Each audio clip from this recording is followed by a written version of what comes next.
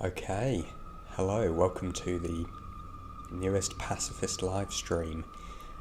As you can see, we're doing a bit of a Halloween special today because today, in WoW at least, is the first day of Hallow's End.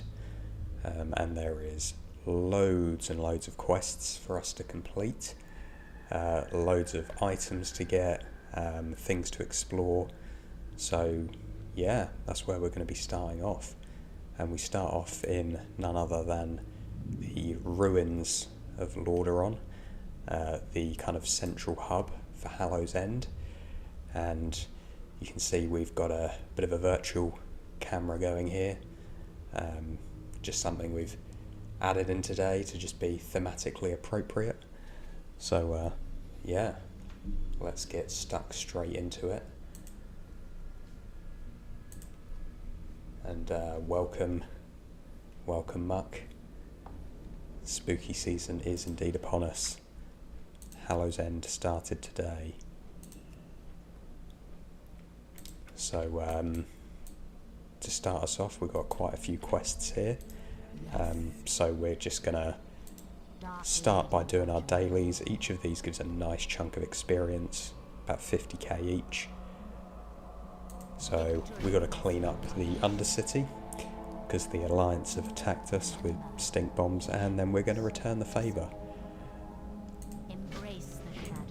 And talk to this guy in Orgrimmar. So there's going to be loads of quests. As far as I know, pretty much, apart from the dungeon, all of the quests to do with Hallow's End are pacifist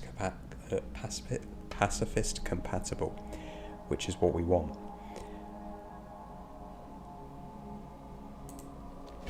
So we're just going to take every quest we can, dropping stink bombs, cleaning up the Undercity, collecting treats. We're going to do this one here first, because if we set ablaze this bonfire, I believe we get a buff that increases our experience gains. So we'll have a little look at that. Right, yeah, how is everybody doing this afternoon, or whatever time zone you're in today? Okay, first things first, we're going to pick up the Wickerman's Ashes. There are loads of these about, because obviously loads of players are doing this quest. I think we just have to interact with the bonfire. There we go. And then collect these ashes. And then we get this buff here, the Grim Visage. So we increase our experience and rep gains by 10%. And that's our very first quest. And we get these tricky treats. As you can see, I've replaced all of my herb and mining bags for today with ember silk bags. They did cost us about 120 gold each, but that's okay, it's an investment. Because we're going to be picking up a lot of tricky treats, a lot of handful of treats, masks. There's loads of stuff in this event. So we'll complete our very first quest. And then we're going to get to, just doing all of our dailies. I think we actually need to go into Undercity to clean it up. And whilst we're in there, we're also going to get the handful of candy, and I think every single basket. So if you've not played Hallow's End before, I just missed it. Pretty much every inn that is friendly to you has a basket of Halloween candy that looks a bit like a pumpkin. You can interact with it. There's a quest that gives you a nice chunk of experience. It also gives you the handful of treats.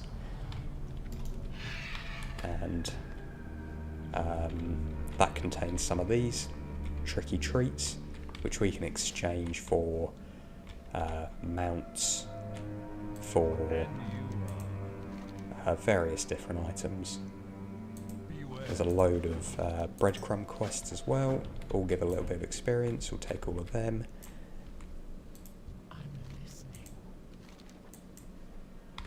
Okay, we need to do a chicken emote at this guy, and he'll give us our first thing, some Undercity mint. and that's one of 4 things that we need. We need to visit all of the Horde capitals, debase ourselves for these innkeepers, and then they will give us some candy in return. And then we can interact with the candy bar, the candy bucket even. And literally all we got to do is an instant complete quest, but it gives us 30k experience, and we get a handful of treats.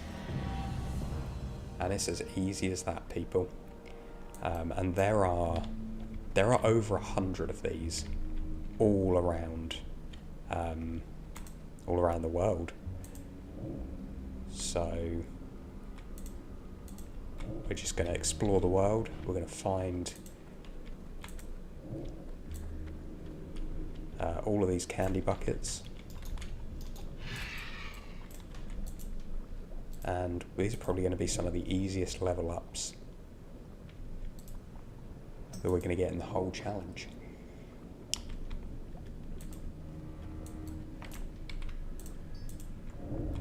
Welcome, Arthas. Yo, Tomlin, how's it going? Gonna be Kata today. Maybe, actually. So, you can't see at the moment, we're level 83, halfway to level 84. And, yeah, we're getting lots of very easy experience. So, we might actually hit level 85 today, and then progress on to Pandaria. We'll just have to see how we go.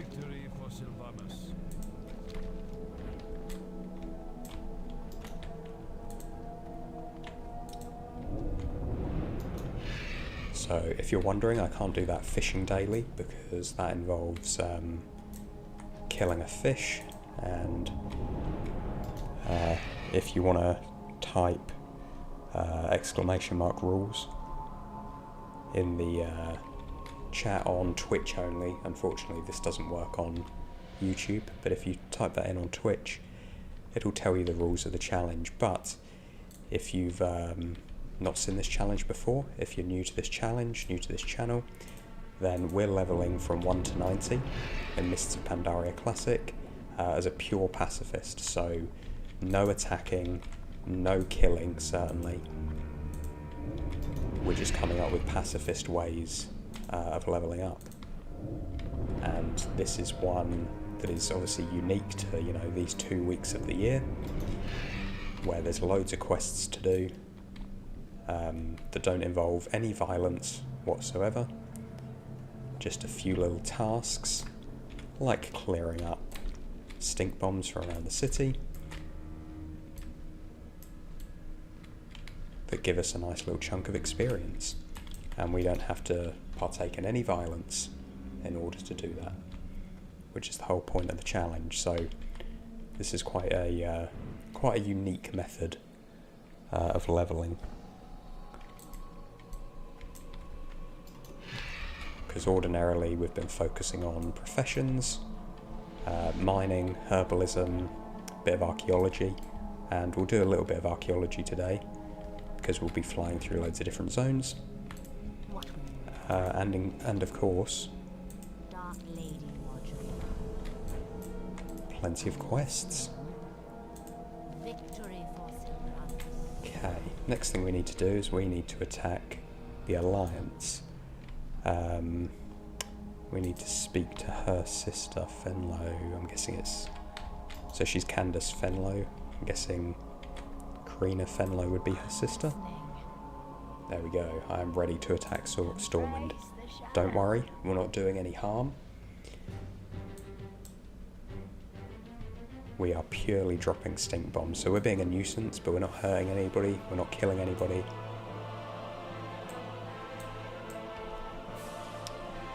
Right, we're just dropping stink bombs. Oh, it's so weird to hear the Stormwind music. I've been in this challenge for quite some time, so I haven't heard it for a while.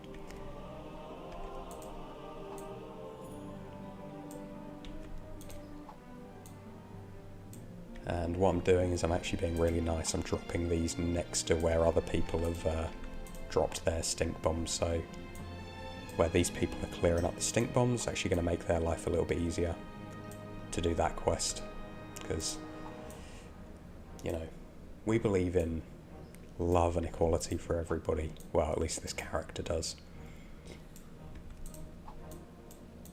So actually, if you think about it, we're helping people by throwing these stink bombs.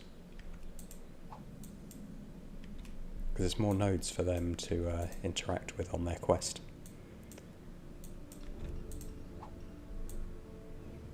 So if you look there, there's like 3 or 4 stink bombs that they can dispel all at once.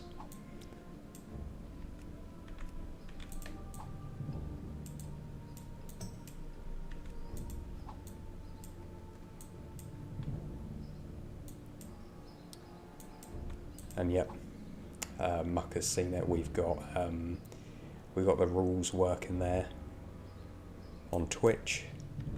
So Nightbot is very helpfully telling people what the rules are. There's 1 or 2 other commands we can do with it. I've just set it up with the basics for now.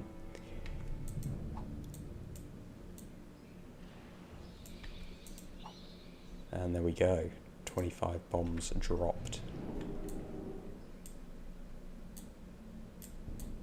Oh, can I control this? No, I can't.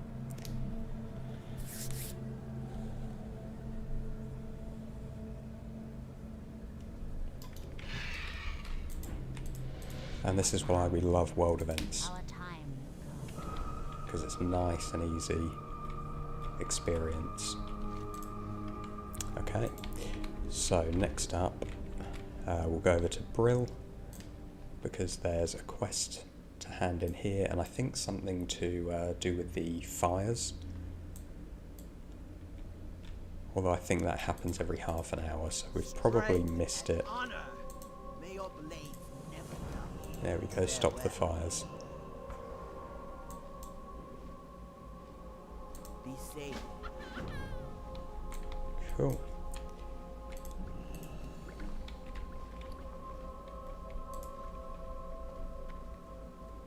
Oh wow. So I'm guessing the idea is everybody's got to work together here to put out these fires. I haven't done these quests since probably since Cataclysm came out originally, however many years ago.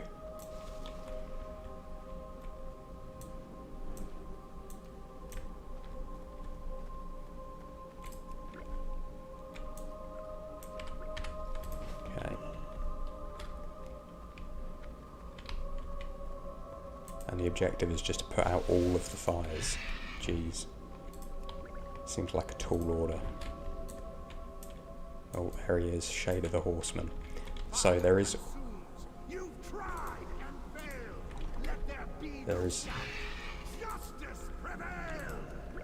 Oh man, that's a real throwback. So there is a dungeon that we can complete. Well, we can't, but other people can complete a dungeon.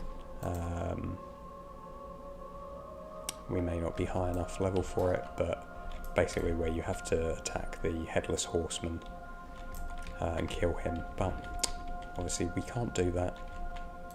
But we can do the vast majority. We have to open a handful of treats first.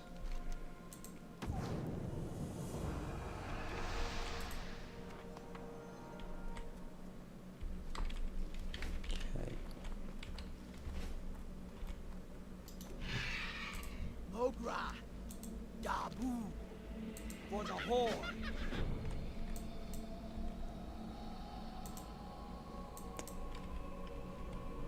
Okay, I don't know if I'm being silly, but I thought we put out all the fires.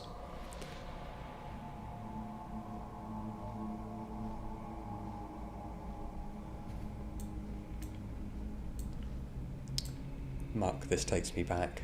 Loved Hallow's End back in the day. Reminds me of the era of the Mr. T Mohawk bomb for some reason. Oh, yes, I actually remember that very vividly.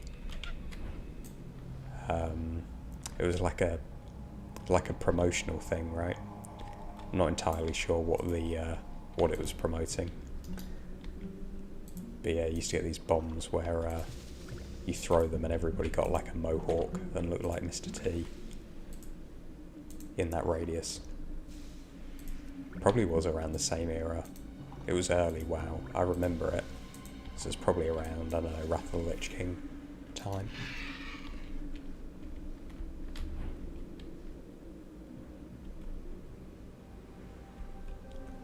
Like I say, I haven't actually done Hallow's End for a long time.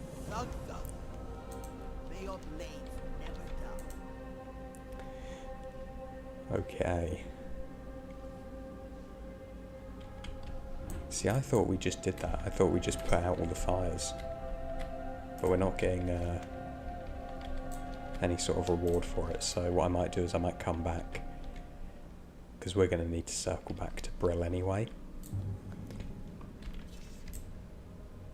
So, whilst we're having a little fly, let us look at the achievements that we can get. Because it's quite impressive how much of this game you can complete as a pacifist. So, Hallow's End. We can eat so many treats that we get an upset stomach, definitely. We can't kill the Headless Horseman. We can complete a quest to save people from him though, absolutely. Right, we just need to remember. For some reason my bags are bugging out a little bit. Hey, another achievement. See, it's easy completion, especially because we've got that fastest flight speed as well now. So flying between all these different nodes is going to be really easy. And yeah, literally all we've got to do is right click on the candy bucket. We get items, we get experience, and before long we'll get a level up.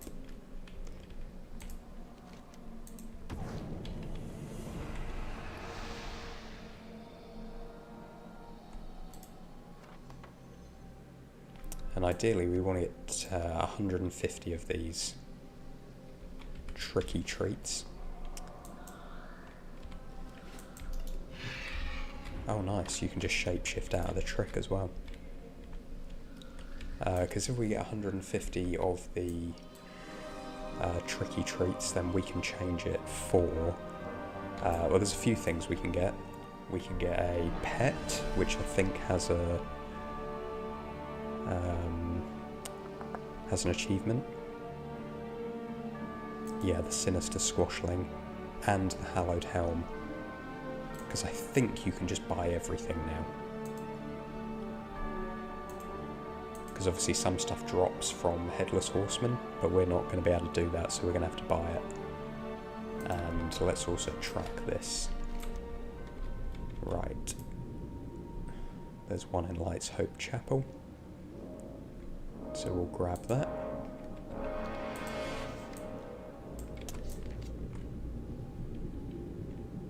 And if you're wondering what this is the add-on Handy Notes. And all I've done is just downloaded the Candy Bucket like extension for it. So I can just see the position of all of the candy buckets. The only thing is I don't think there's a way to like remove them once you've completed them. Although if you hover over it does say.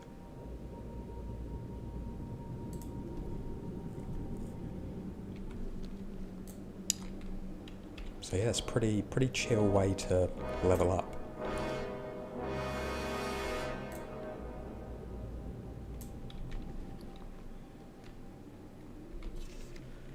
So let's have a look what else. So we need to visit all the candy buckets. We're obviously going to do that. And if you look how many there are, you think each of these is giving us like 40k experience. And there's loads of them. In Outland, in Northrend, in Catazones,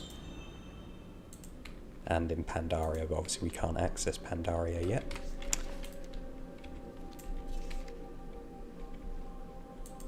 And then there's a meta achievement as well.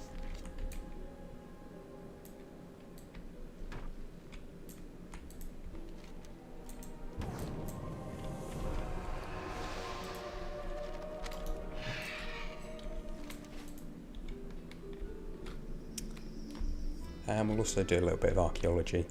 So when we start coming down here, there's a load of archaeology dig sites. So if there's one sort of nearby, we'll just pop and do that as well. So all really good, different ways of getting pacifist experience. That was strange. Oh, don't tell me I can't fly into the Ghostlands. Oh, there's like an invisible barrier. Okay. Alright, we may need to take like a portal to Silvermoon or something. Because it looks like there's something stopping us from just flying in. Intriguing.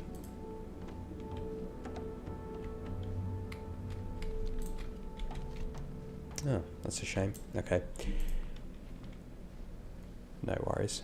We'll go down here to Hinterlands.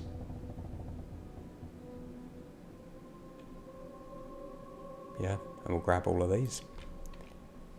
That's peculiar. Does anybody know why that is? I guess it's maybe just to stop, I don't know, low-level players from accidentally coming into Plaguelands? But how do Alliance players get there then? Because Alliance players must have to come up. Because there's part of an achievement for killing, what's the name at Silvermoon City?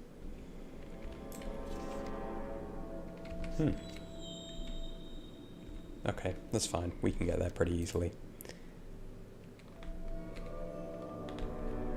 We don't actually need to get to Silvermoon for this quest though, which is good.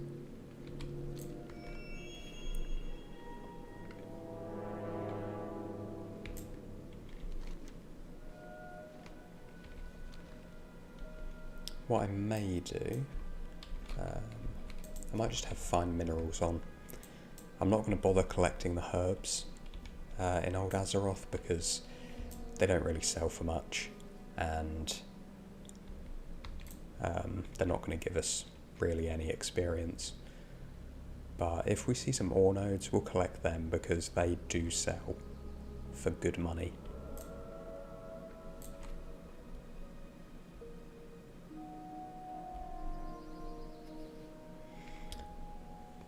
Muck, how close are you to a WoW token now? Well, so I thought we were doing pretty good on the WoW token front, and we are. But the price of the WoW token keeps going up. So it was at like 35k when we streamed last week. Now it's at, yeah, 43. So the price is going up quicker than my gold is going up at the moment. But I expect it's going to sort of flatten out, and our gold making should increase quite significantly once we get to Pandaria. So yeah, I mean, I've obviously got a lot of stuff in the mailbox that I'm just going to keep there on my mailbox alt until we get to level 85, and then I'll open it all up and see how much gold we got during Cataclysm. But at the end of Wrath of the Lich King, we had 13k gold. I spent 5k of that to learn the, whatever it is, Master Flight Form or Artisan Flight, whatever it is, the highest flight speed upgrade. So we're down to about 8k at the moment, but I expect that to jump quite significantly. And I suppose I better open these up.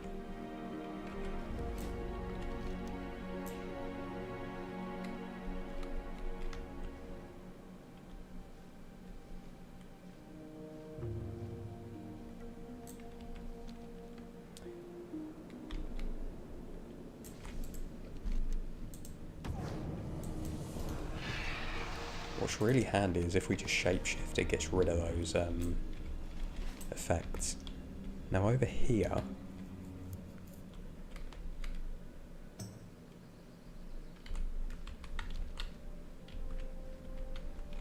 says there's something we can do.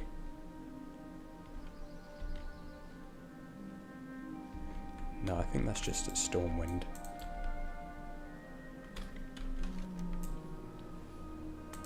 Okay. And we'll head on down here, down to Arathi Highlands as well.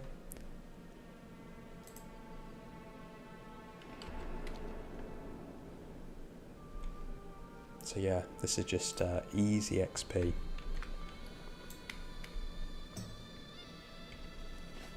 Yeah, that price of the WoW token is crazy, 43k. It was less than half that when we started this challenge. In part, it's because of the mega servers, which is good because it's really helped the economy, but it's also bad because it means that the price of everything has gone up.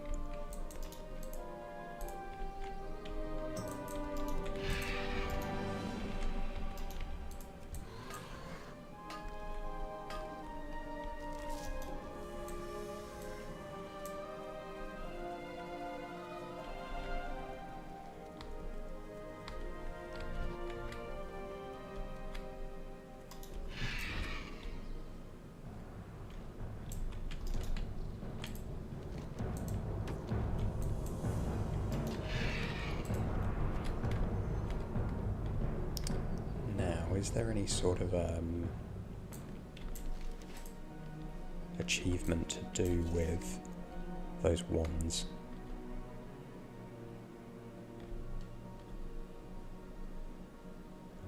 I don't know if there is, you know. Collect all the masks, yeah.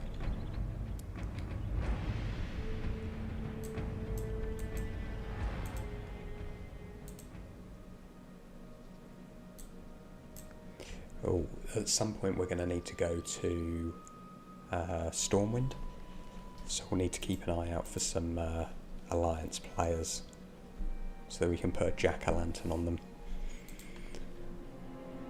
We're probably going to die a few times when that happens, but it's fine. It is what it is. It's worth it for the achievement. So, apart from one thing,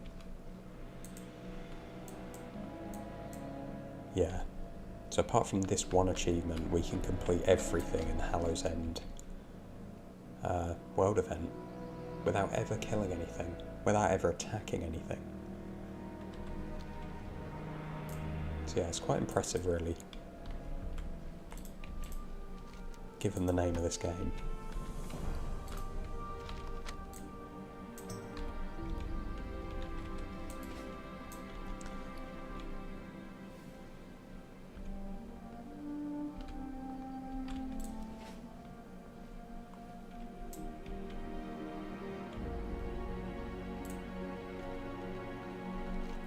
What's another one up here?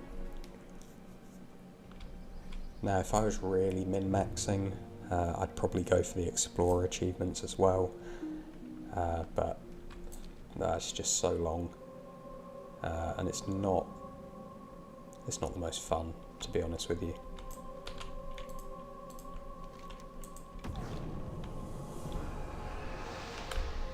Oh, this is a cool form. It's a shame we can't fly.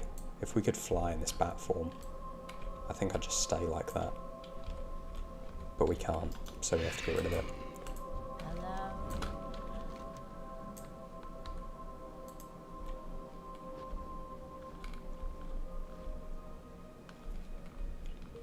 Okay, and already that's pretty much the top half of the Eastern Kingdoms done.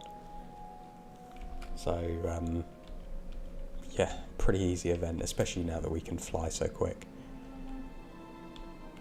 So we're going to head over next to Silver Pine Forest, and what I may do, just for old time's sake, I might just stop in at Amber Mill.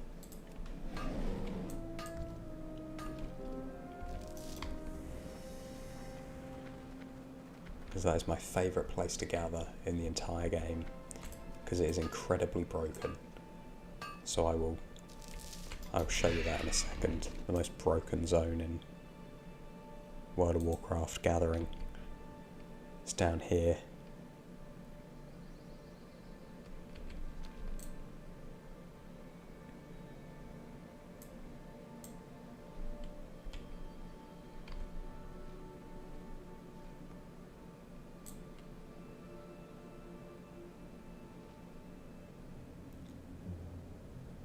So we should be able, I'll show you, we should.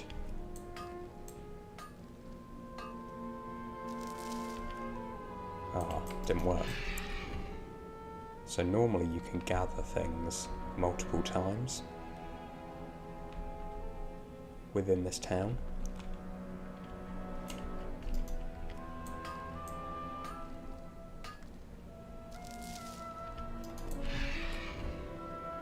Maybe they patched it.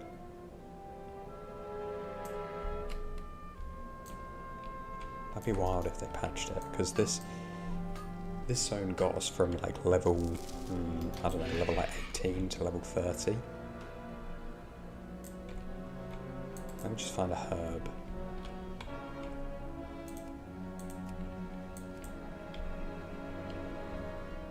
Oh, wild. I don't think they're a... Oh my gosh, I think they patched this zone. Oh, that's so sad. You can only pick each thing once. You used to be able to pick each thing like 2 to 4 times before it would despawn, and you get experience and loot every time. But no more. That's incredibly sad.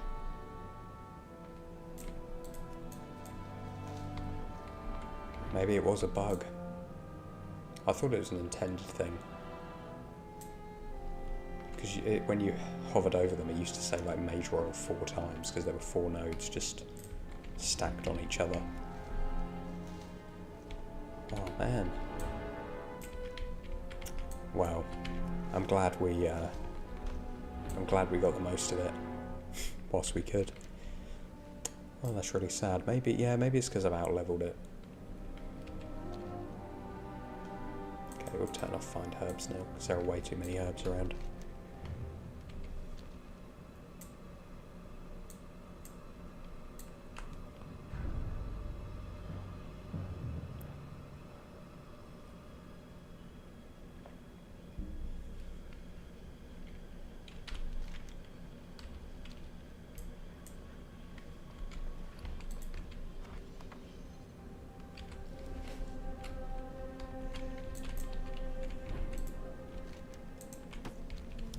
Here's what I need to do.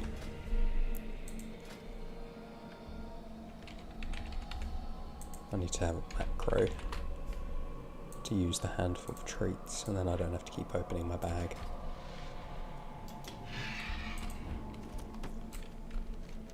Well, hey.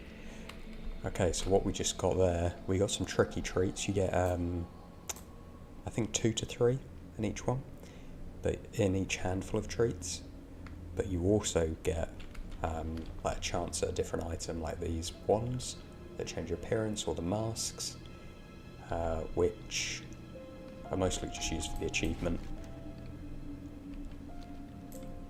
But you can also get this penny pouch, which is a bag, and as far as I know, it's completely unique in that it's the only 1 slot bag in the game, and it's soul bound as well, so you can't even sell it as like a novelty item.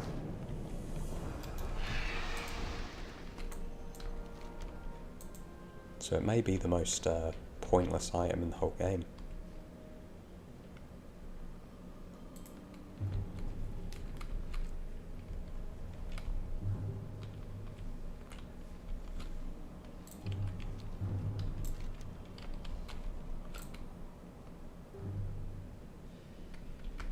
Yeah, I don't really know what you would use it for. I guess it's just, I don't know, just a bit of fun.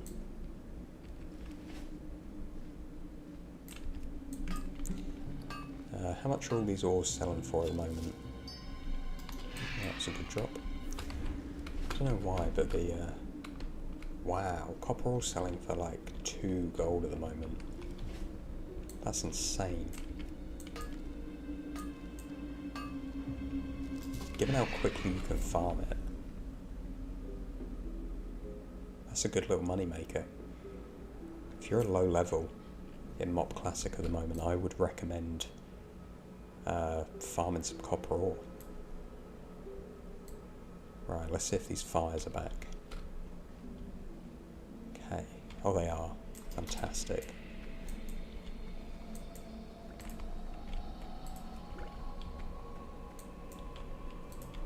Alrighty, let's put out some fires.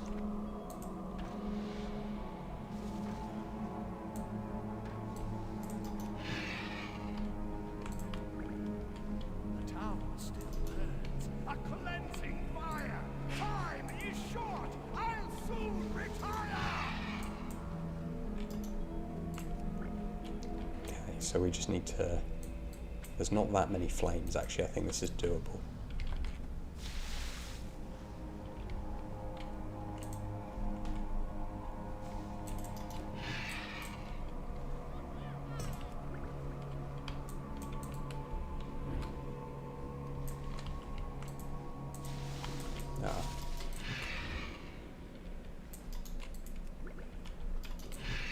Perhaps you only get a certain amount of time to do it.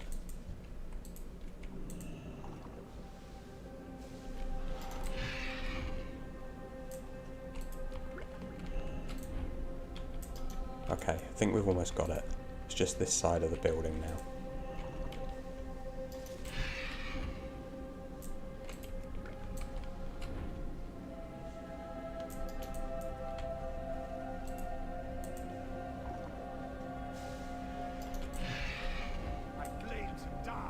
Yes. I shall send you myself to the lifeless dark.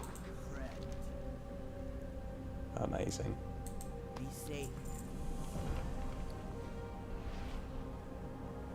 So eager for my blood to spill, yet to vanquish me, 'tis my head you must kill. Alright. This goes to Howling Fjord. We don't want to go there. We want to go to Stranglethorn Vale. Interesting. Oh, it's that one there. There's no way we're going to catch that, is there? No. That was optimistic.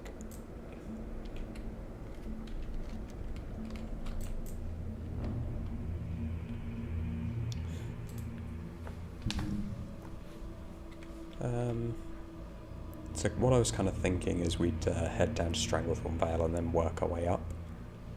And then when we get to the middle here, then we can just half back.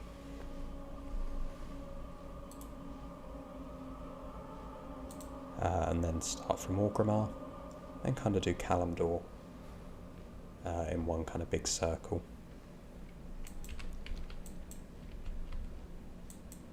Okay, it's just arrived at Stranglethorn. Okay, that's cool.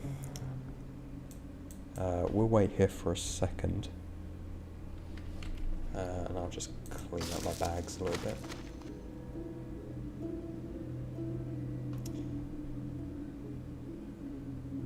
Okay. For some reason Bagnon is really bugging out. I may just disable it for now.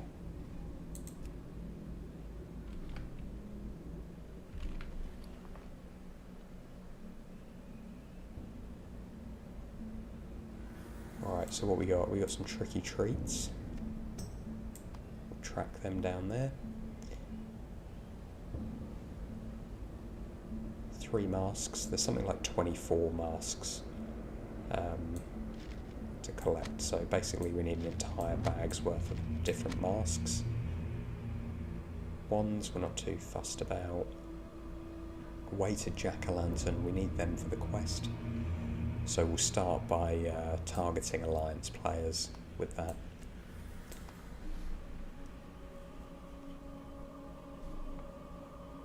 pumpkin treat. No idea what that does. Chewy fell taffy. Pretty sure this makes us look evil. It just does these floating things above our head. Okay.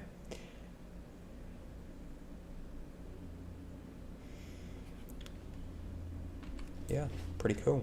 And we've gained, I don't know where we started, we've gained a significant chunk of experience for just kind of flying around, interacting with these candy buckets. Yeah, and here comes our Zeppelin.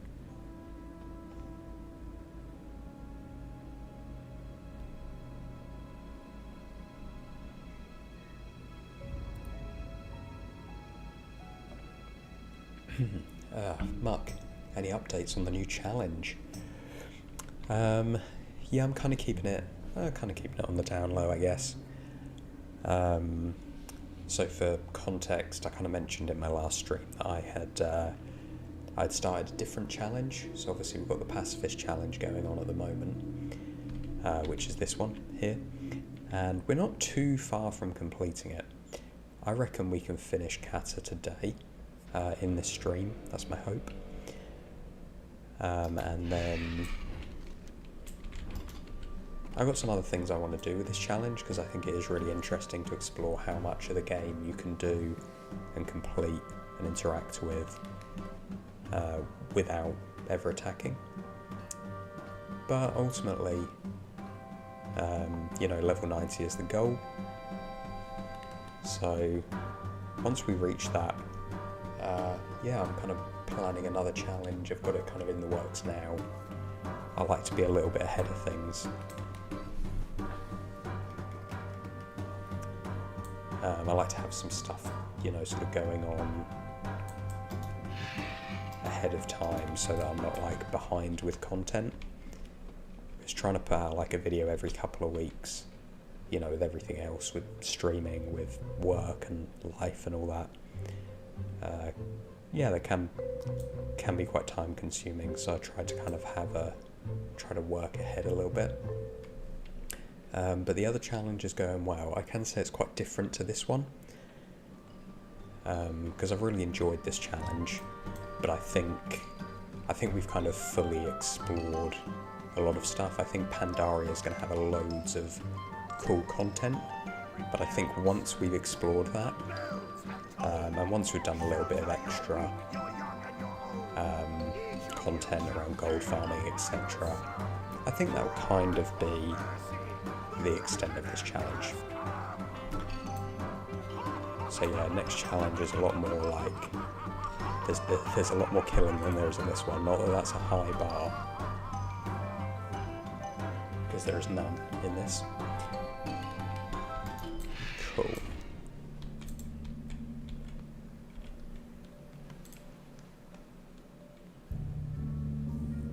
Right, we do need to stop off in Stormwind. I must remember that, because there's a quest to douse their Wickerman.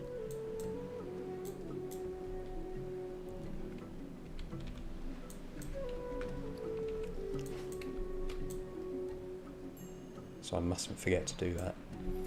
And also, if I see any Alliance players, I will put the weighted jack-o'-lantern on their head to get me the achievement progress.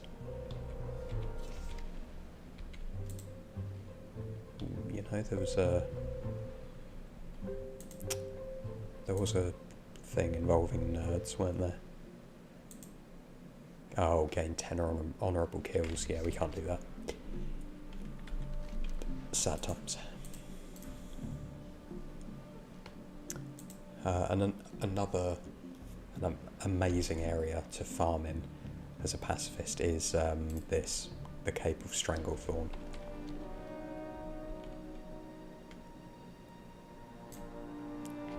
We'll do a little kind of loop of the zone and I'll show you what I mean, but it's such an intuitive place to farm.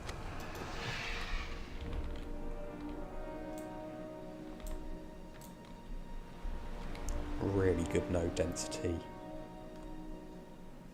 really nice path, low mobs, or low mob density I should say. flying, it's only going to be easier.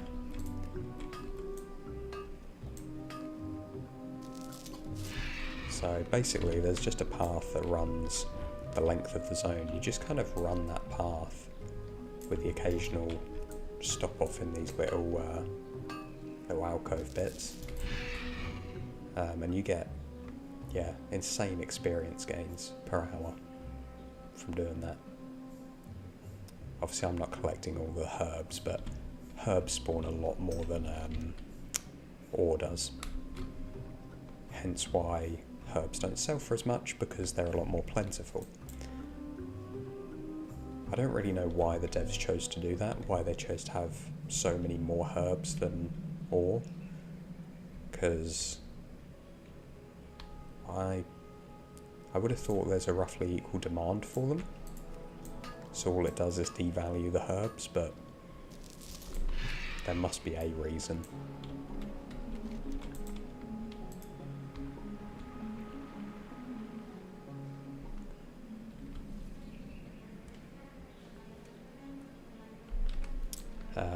But what I can say, Mark, about the new challenge is I am having a really good time filming it and planning it all out.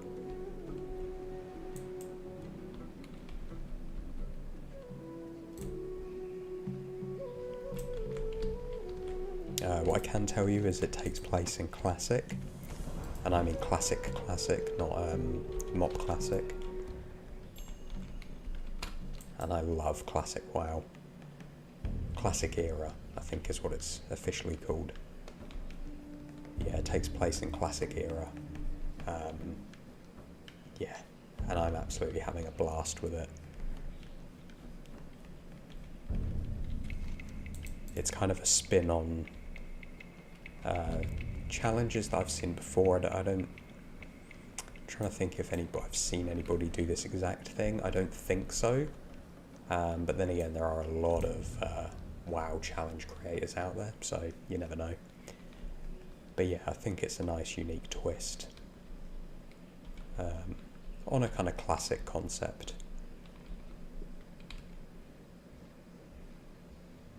But the thing is, I can't get too far ahead in it, because obviously you kind of need to work off viewer feedback.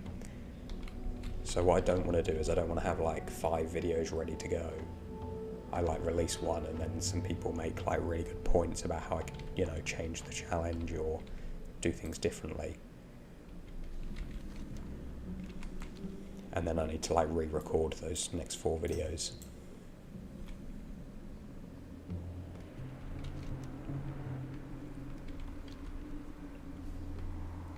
So my hope is that we can get to 85 today, and then I can start working on the Kata video. And then I don't know what 85 to 90 is going to look like, because it's current content. I think it is going to be a lot harder, and I think we are going to have to be a bit more I don't know what the word is, a bit smarter about how we do things.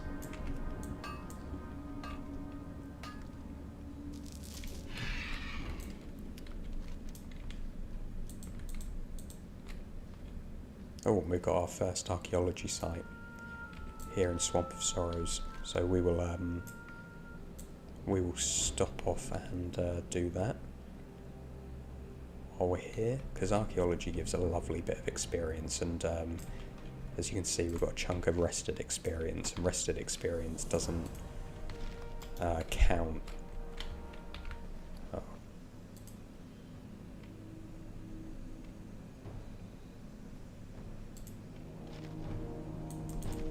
Oh, okay. Oh, that's going to become annoying. Those masks are unique. I don't think there's any point to keeping them in the inventory. I don't think you have to have all 24 in your inventory for the achievement. Alright, let's do some archaeology. Doing archaeology in the old world now is so easy. so incredibly easy because there's just nothing to slow us down.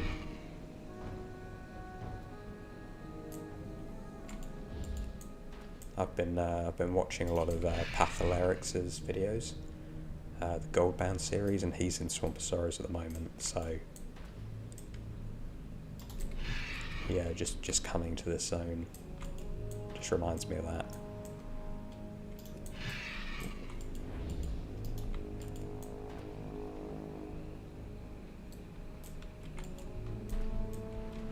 So what is this? Is this a troll? Yeah.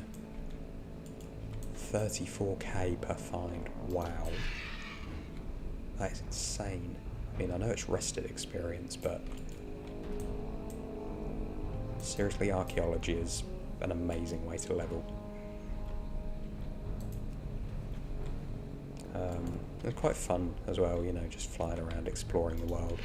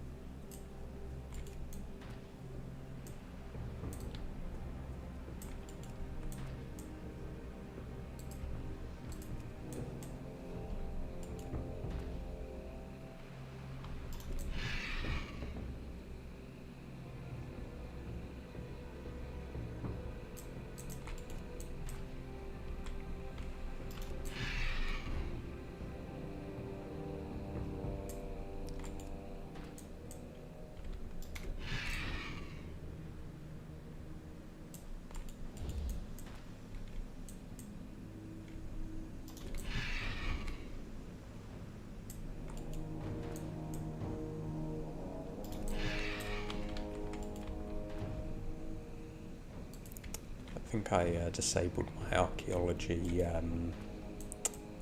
add-on, but I probably should have kept it for this. I think what we might have to do, I know we've got a little skeleton version of me in the corner. We might have to disable him shortly, just because I think it's eating into the CPU.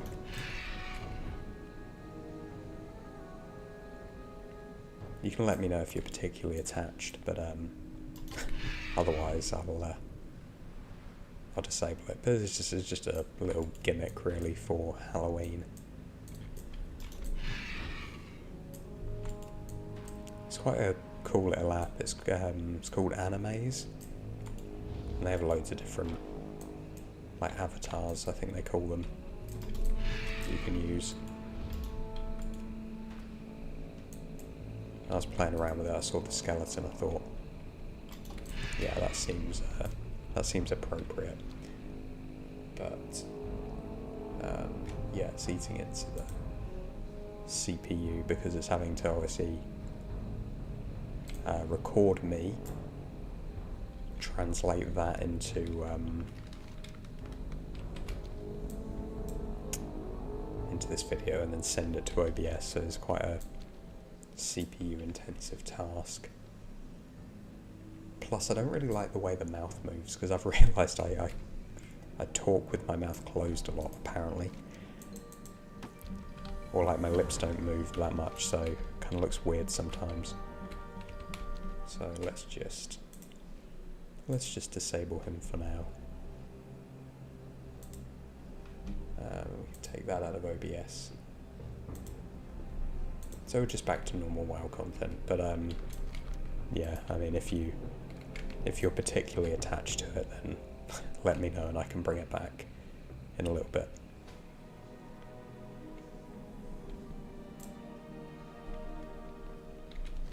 Yeah, I just don't really like being on camera, which I suppose is an interesting choice for somebody who likes to stream. I think if I were like streaming full time, then I'd be very happy to do that. But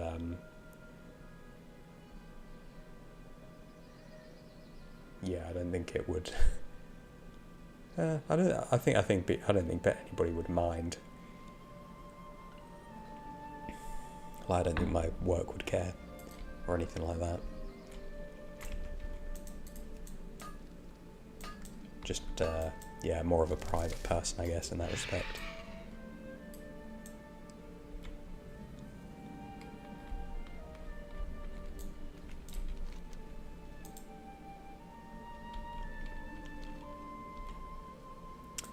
But what I'm really looking forward to is getting to Pandaria now.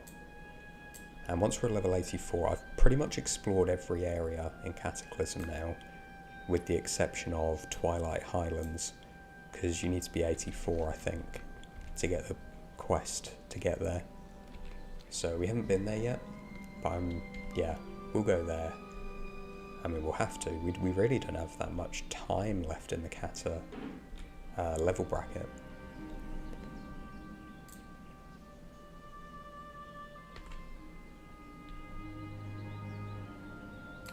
But yeah, I'm ready for Pandaria now. I'm really looking forward to being in current content. There's so much treasure, there's so much to do with archaeology, and getting current expansion mats is going to boost our gold farming hugely. Right, now we need to find this Wickerman, and we need to douse it before we get killed. And we are definitely going to get killed.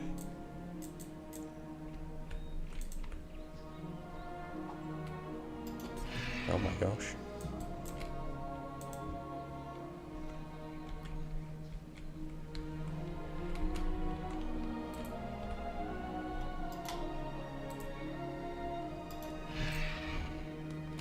Okay.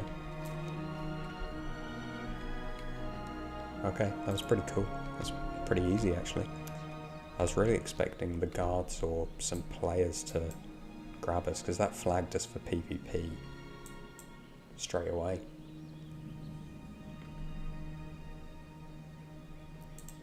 But that's cool, that's another quest complete. Some more tricky treats go. A cleansing fire! Time is short! I'll soon retire! We're a third of the way to getting... Well, there's a few items we can get. I know which item I want.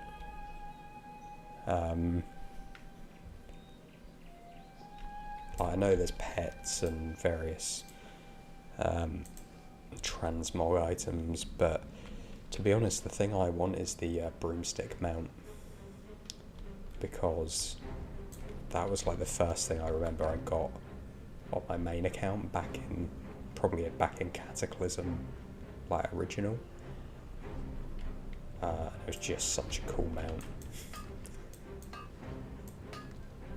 I think it was like the first mount I had that wasn't just like, you know, the human horses.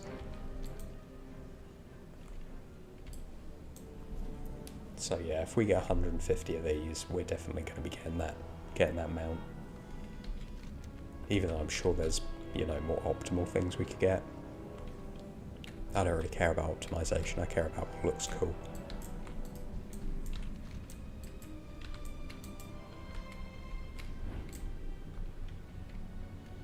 Okay, another archaeology site. This must be a dwarf one. Must be.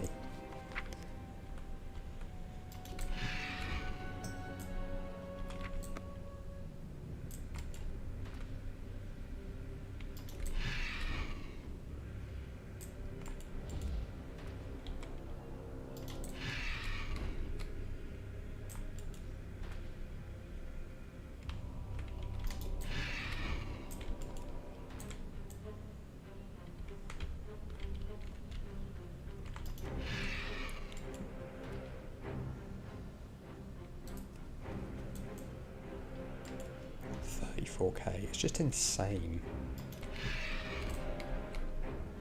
Like, that's like 1% of a level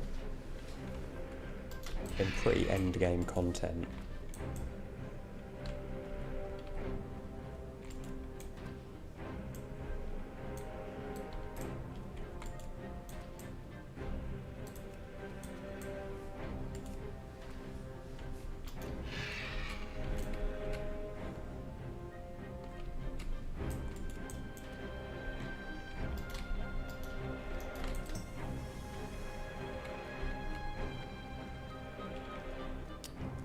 what I was really hoping for was to spend more time in Oldham, but I think we're going to outlevel it. I'm surprised how quick Kata's gone, to be honest. I know it's only 5 levels, but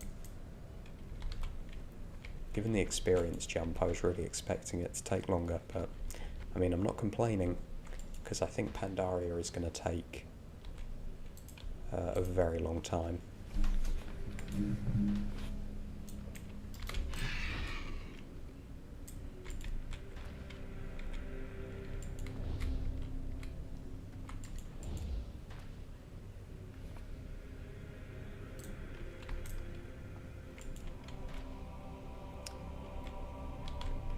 Muck, you love the broomstick mount? You got it back in Kata Original, so proud of it. Yeah, exactly the same.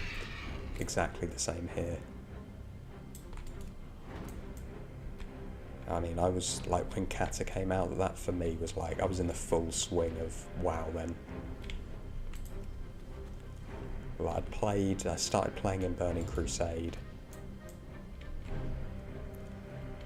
I think Wrath of the Lich King was the first time I like got to endgame. So by Kata, I feel like I really knew WoW.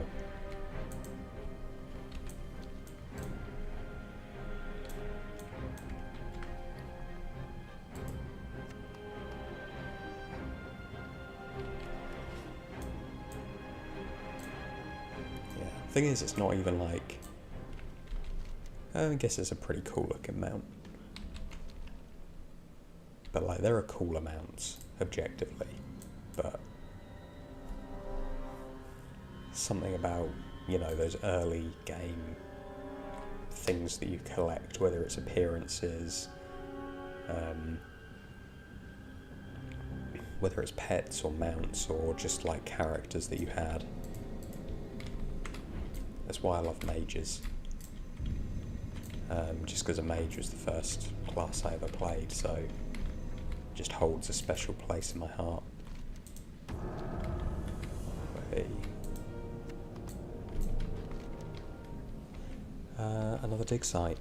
Lovely. We're not going to quite level up here, I don't think, but we're going to get close.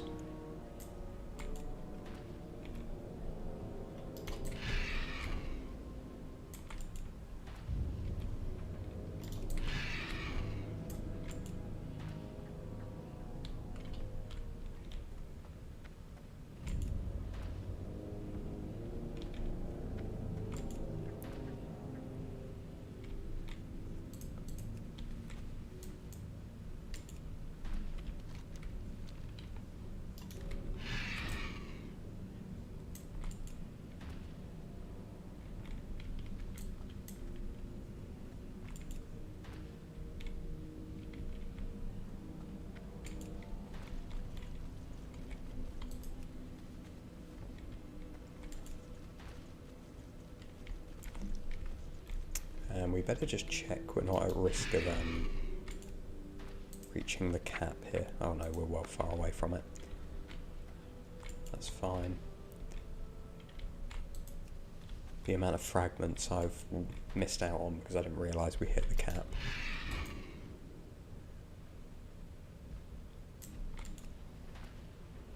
Actually, you know what? We've got the bag space now because we've transitioned from like herb and ore bags, so we could just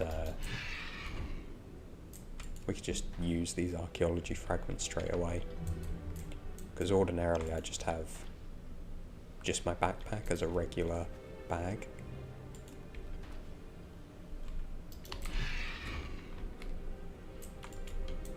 So you can't get too many items that aren't herbs and ore.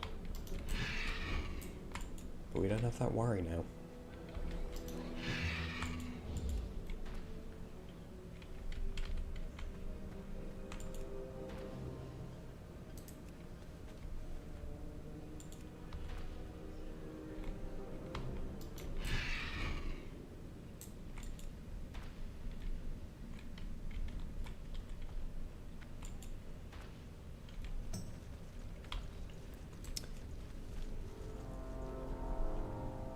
Let's solve these dwarf ones.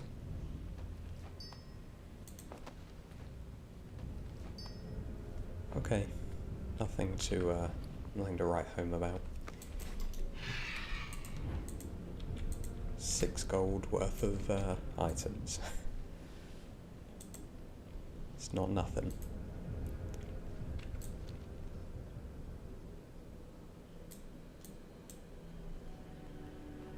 Okay, we actually don't have that many left, just Badland, 2 in the Badlands, and then everything else is in the Ghostlands and Eversong Woods.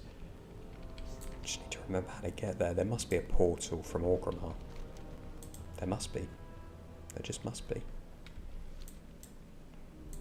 Thing is, I know how to get there in retail, but you just don't know when, like, those travel methods came into the game.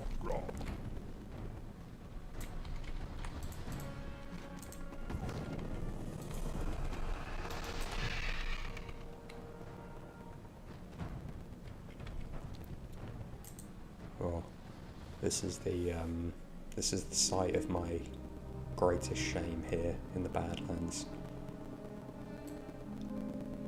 So up until this zone, I had a perfect record of 0 attacks, 0 damage dealt. And then when I was trying to click on a herb, I was like right clicking it, and there was like a dragon whelp right on top of the node. And because I didn't have flight form back then, I just had travel form. And you can auto attack in travel form, and I did. And that was the first piece of damage I did. And although it didn't like cheat the challenge or anything, it was quite disheartening. Alrighty, so apart from these ones up here, which we can't fly into, that is the entirety of the Eastern Kingdoms done. So we will, we'll hearth. Actually, when we hearth back, we hearth to Dalaran, which is in Northrend. And we could probably bash out some of these Northrend ones while we're here. Oh, we're so close to a level up as well. Oh wow, there's like 3 candy buckets just in Dalaran alone. I'm listening.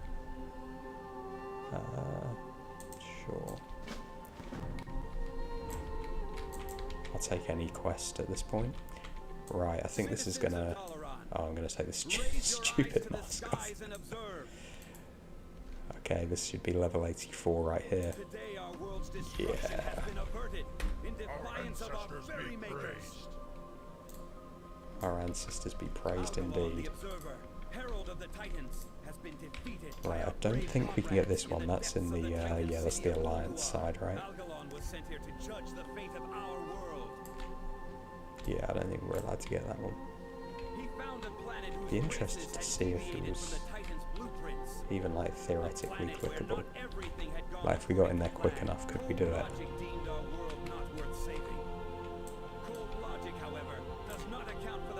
No, it's below us. I don't think there's that. We can have a little look. Northrend. Oh, the underbelly. I was in the underbelly. Right. That's cool. We can do that.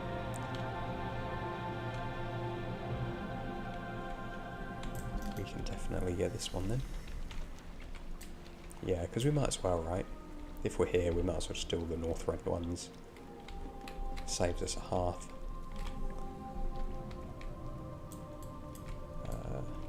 Where am I going?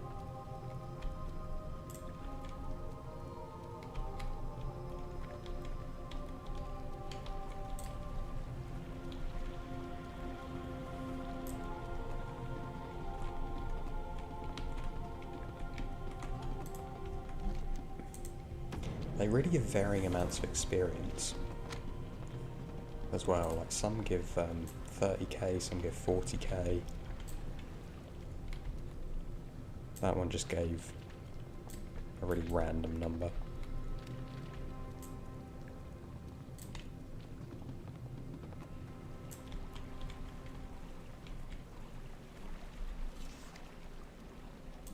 Well, we'll track that as well then.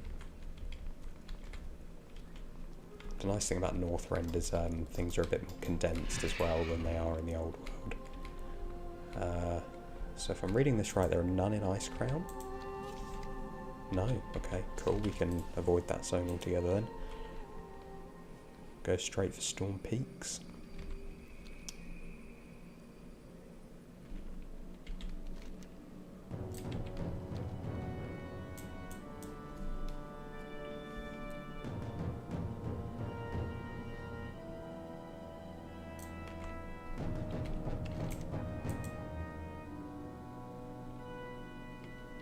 And now that we're level 84, we will, in a little bit, we'll go to Twilight Highlands, maybe when we go back to Orgrimmar. We'll head there, because I really want to explore that zone before we finish up Kata.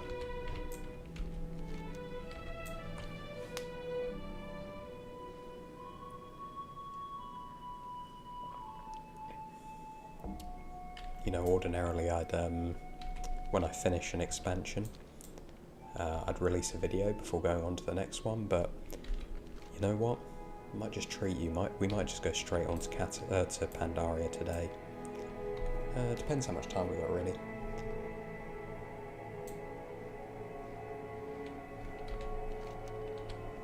Depends how quick we get there.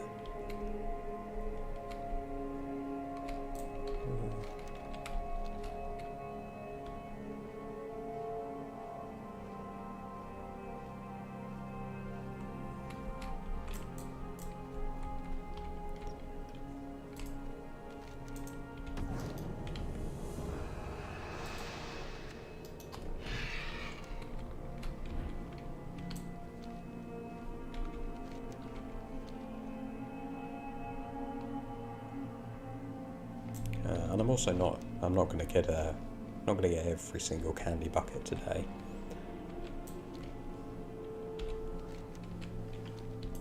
Probably just do a bit of Northrend, and then we'll head off and do something different.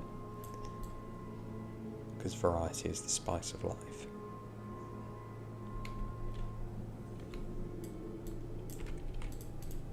Strength and honor. Go forth to victory.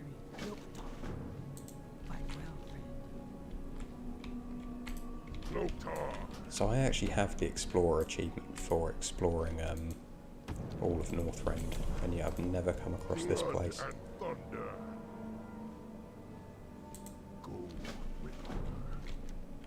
Cool.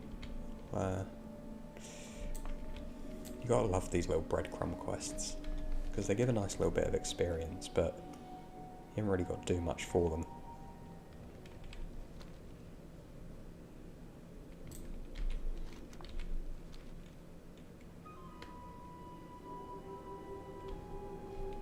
I mean, let's say that it's going to be in the back of like a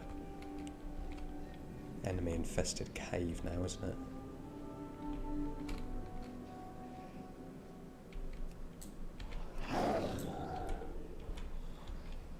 Okey-dokey. Greetings, man. Later.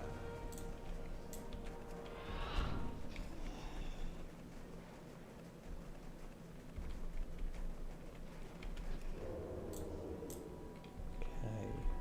Don't want to jinx it, but that was pretty flawless.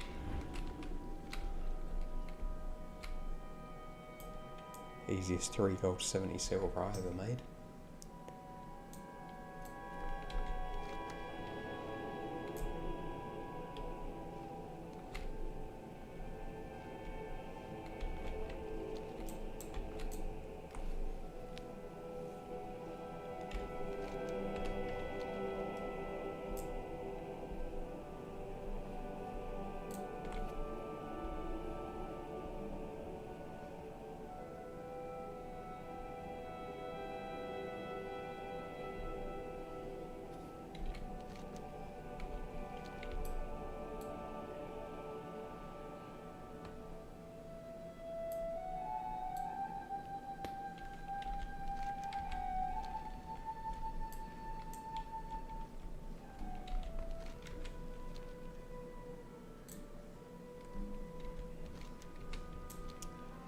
Hallow's End is open for 2 weeks, so yeah, we got time to kind of do the rest of it.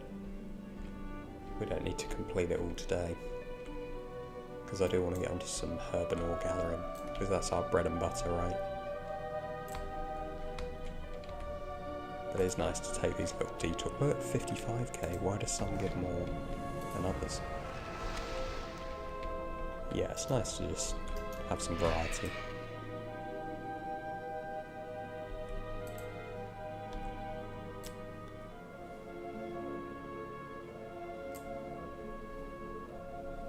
But what's amazing to me is I actually haven't got tired of dual gathering yet. It's always kind of been one of my favourite activities in WoW.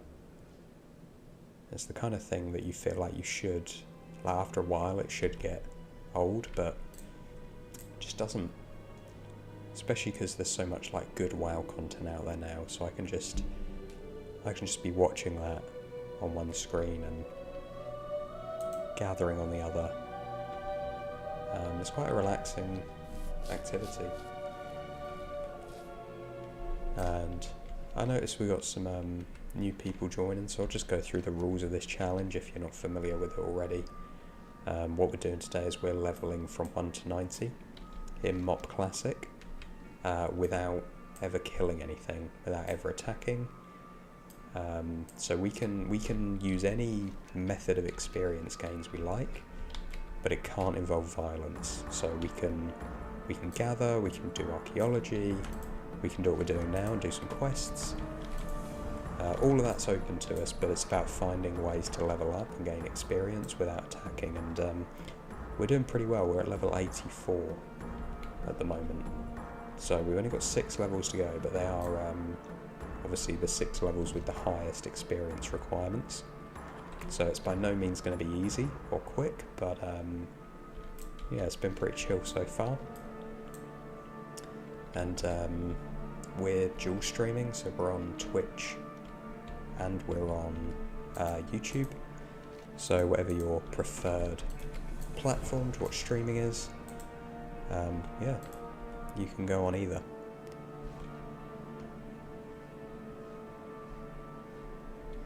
We're just we're doing pretty well on YouTube. On Twitch, we need a few more followers to get that 25 goal, but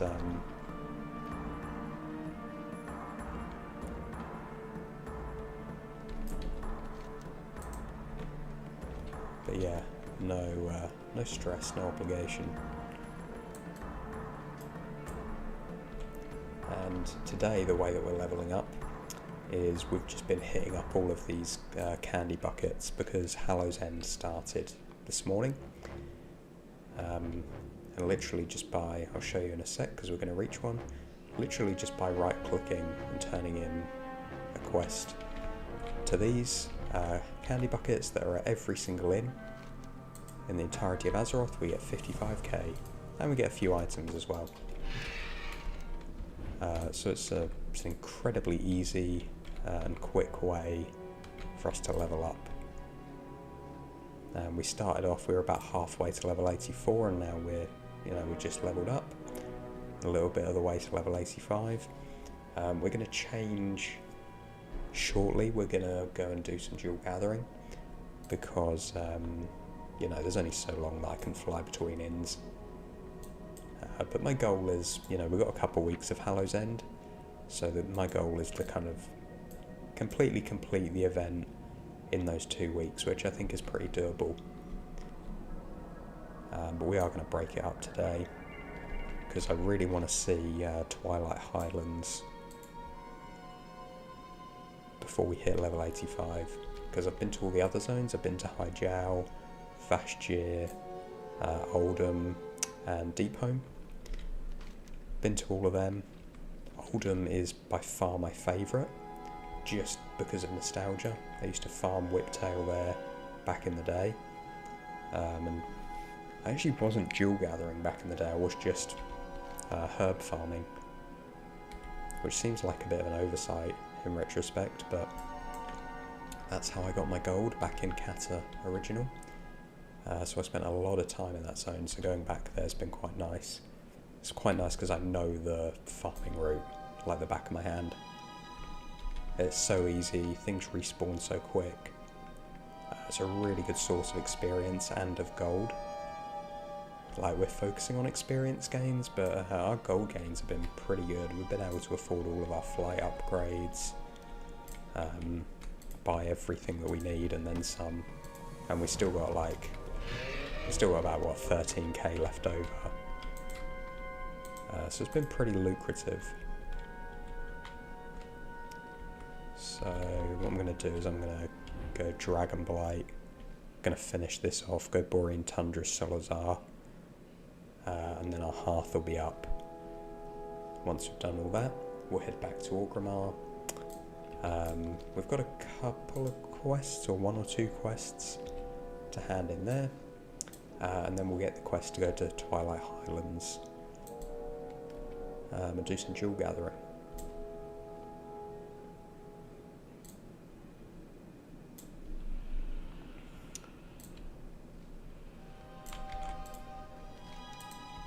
And I have to say, being in Rimrest Temple is really cool for me, because at the moment I'm reading one of the WoW novels, Twilight of the Aspect, which is obviously all about the dragons that reside in Rimrest Temple and the events during Cataclysm. So it's very topical at the moment. But brilliant book. If you haven't read it, I highly recommend. All of the WoW novels, or all the ones I've read anyway, have been, yeah, really awesome. And you can pick them up.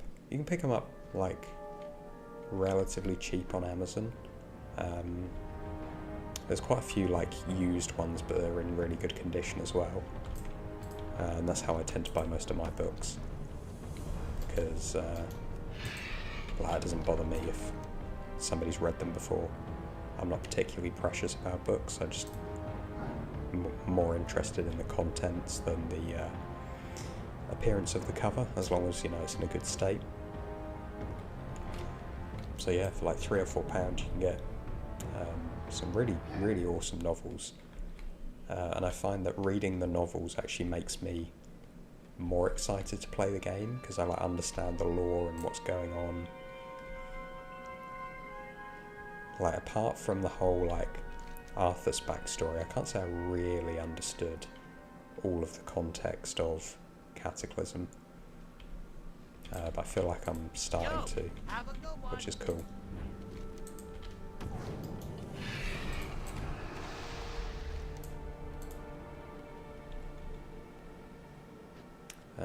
I didn't realise how much depth Thrall had. I mean, well, no, I did, that's a lie, but just even more so than I thought.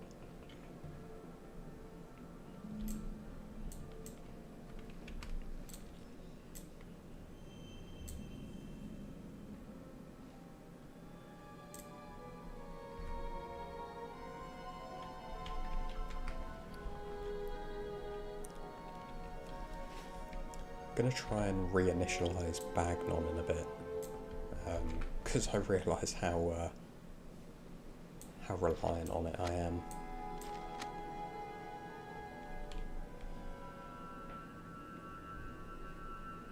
But for some reason it's really been bugging out today.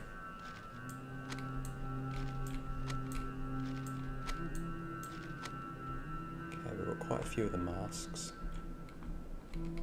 I reckon we could probably complete the mask achievement, like, without even trying, just by naturally opening up all these handful of treats.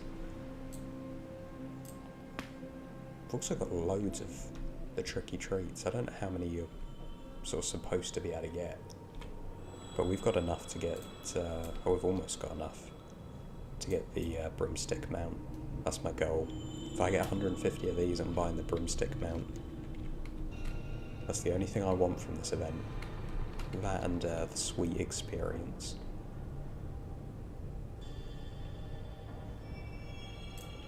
Oh, we'll grab some cobalt ore while we're here. because yeah, the cobalt ore we got when we were farming Wrath just like sold instantly. Such a good resource.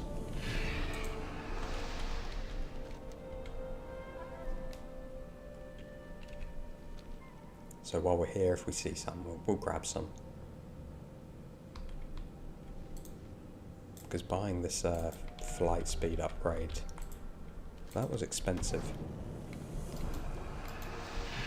I know there's a couple of flight upgrades in MOP. The Serpent Riding and the Wisdom of the Four Winds. I don't know if you have to pay for them, or whether you just get them at 85. But if we have to pay for them, I reckon they're not going to be cheap. So, yeah, any amount of gold we can get to help combat that be very helpful.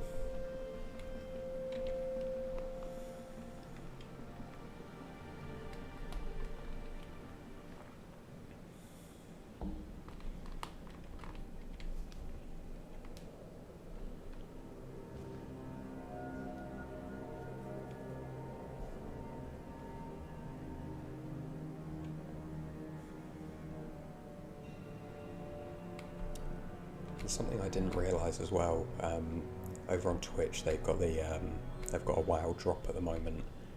A pet, I think it is, little Coley, something like that. Anyway, I didn't realise that you get progression towards that. You obviously get progression towards it if you watch World of Warcraft streams, but you also get progression towards it if you stream. So I've actually over this one and the last, I've actually managed to unlock that drop as a streamer, which is cool.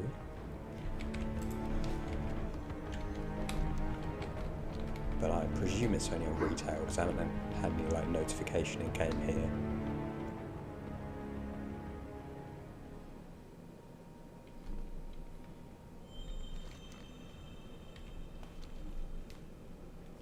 So yeah, if you're a collector, I think you have to toggle something in your account to enable drops. So if you're watching on Twitch, make sure you've done that. Make sure you've got drops enabled.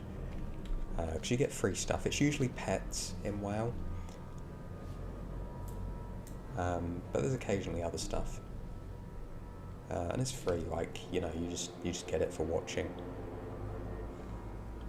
So you might as well. Wow, there is a big pumpkin on here. Has that been on all of the inns?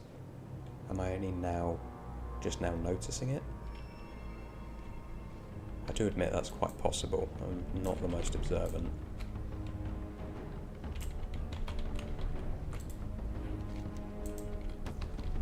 Alrighty. And I think there's one in Sholazar as well. Is there? Yeah, over here. It's not far at all. So we'll grab that, and then we'll head on back to Dalaran and off to the Twilight Highlands. We've put ourselves in a good position. We're like 20% of the way to level 85 now. So this has definitely been the easiest. I mean, a lot of our leveling methods have been pretty chill, but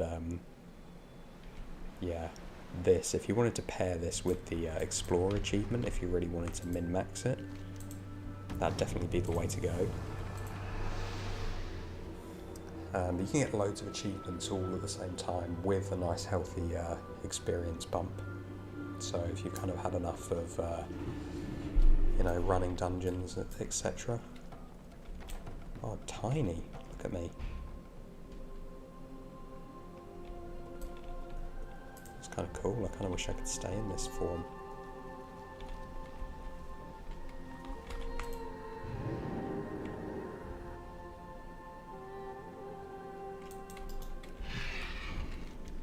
Dope. Right. First things first, there are some treats to be had, I believe.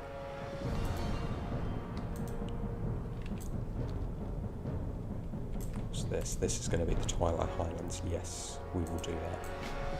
Absolutely, we will do that. Thug, farewell. Okay. This dwarf wants us...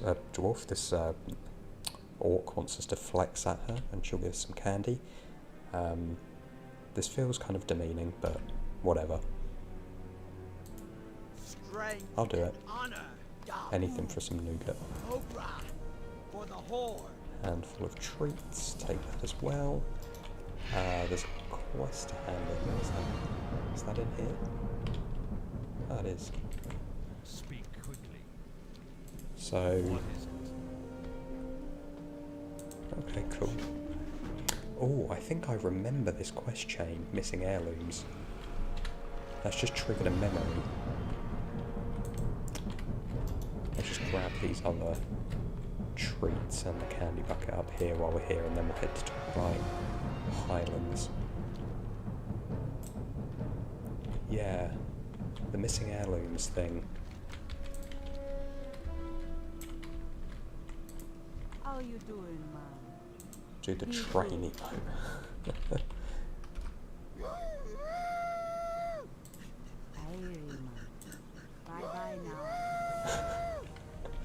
Oh man. Okay. Oh, and there's a... Oh, jeez. Focus on one thing at a time. And there's a candy bucket over here as well. So we'll grab that.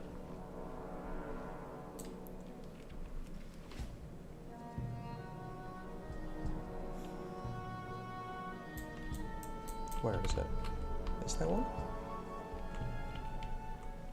I mean, I don't know why there would be. There's another innkeeper over here, right? So maybe it's over here, maybe the add-on's just a little bugged.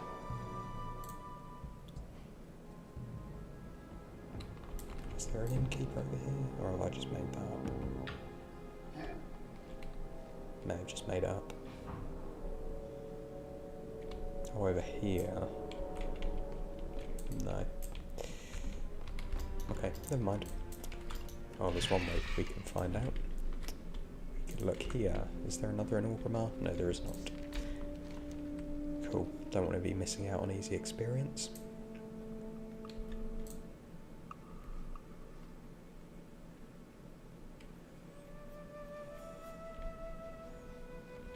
Okay, so we need to speak to Garrosh over here.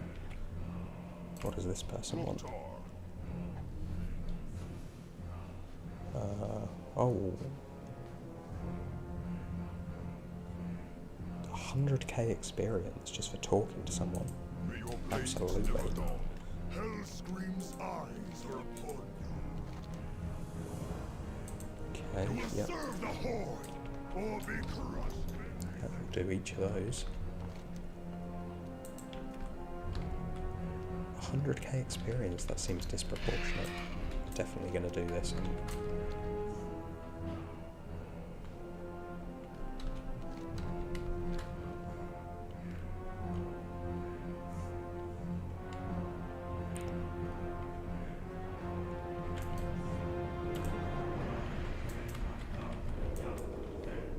Right, who do we need to talk to? Probably should have read the quest. This guy. What do you need? Go forth to victory. Oh no. I can't attack, so...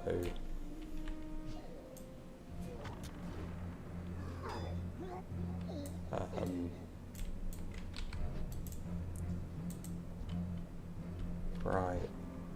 I don't think I can do this quest, because I can't attack.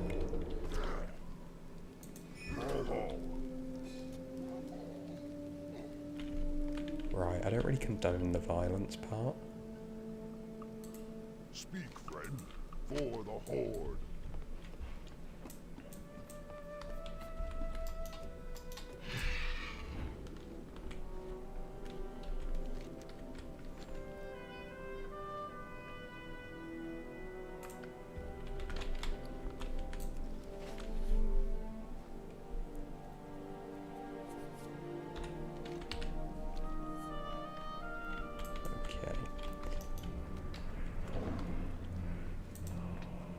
Obtained a map. Hall, strength. And got a nice upgrade in the process. Be safe. Cool, I'll take it. Alright, so we're going to change tact and we're going to do some herbivore farming. So that means we need to get rid of some of these items. Let's just put bag none back on. Let's see if it works now.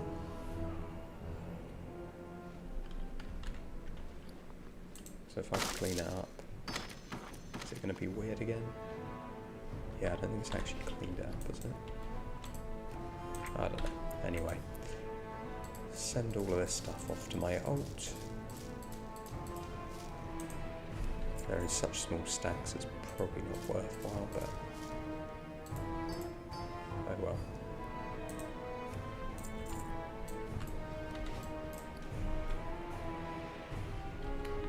Okay. Sell some stuff off to this innkeeper. Crystallized water. Yeah. Pretty sure we'll just double check, but if we sell the mask, I don't think that affects the achievement. So that was the male goblin mask. Yeah, no, it doesn't affect it. Cool, so we can sell off these masks. And we'll sell off the penny pouches as well, because we don't need one slot bags. Okay. And the rest of the Hallows End stuff we can just put in our bank for now. Yo.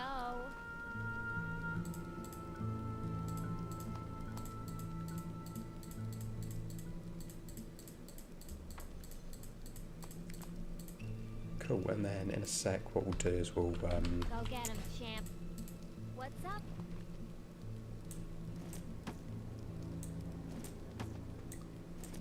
we'll take a short break and then we'll head off to the Twilight Highlands and do what we do best. Jewel gathering.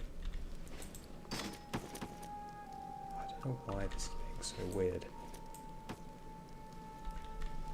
Just not updating automatically until we open and close it. Alright, yeah, let's purchase the final bag slot. And then we can chuck all of those bags in there. Lovely job. And then we've got a nice clear inventory, ready for some farming. Okay.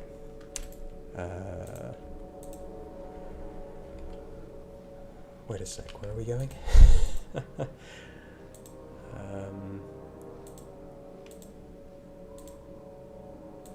Inside the Orgrimmar rear gate, also all the way over here. Cool. Alright, we'll go and do that in a sec. We're going to take only like a 2 or 3 minute break, not long at all. Just enough for me to grab a drink, stretch my legs, and then we'll come back and we'll get back to some jewel gathering. So we've done the, well for now anyway, we might come back to the Hallows End stuff in a bit. But for now, we'll just get back to what we do best. And I reckon we can hit level 85 today. We'll see how we go, but I'm optimistic. I reckon we can complete Cataclysm. Quickly! Careful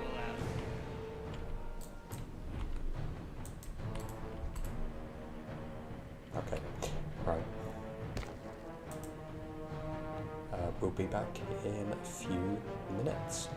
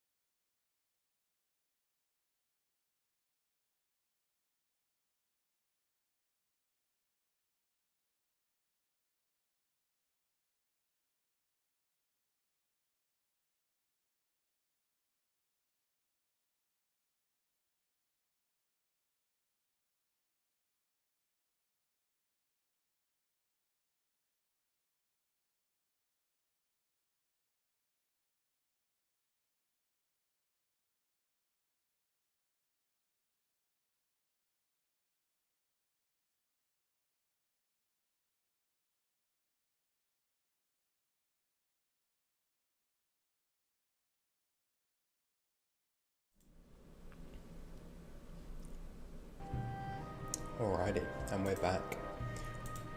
Just had to take a sec to deal with the bots. Okay, that one's fine. Now we're gonna inspect these demolishers, and then we've got to discipline them, and I'm hoping... Now, my worry is that discipline is going to be physical, and we don't want that. Oh, jeez, it was. I'm sorry.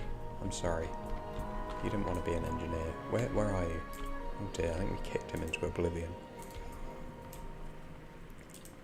That was my fear.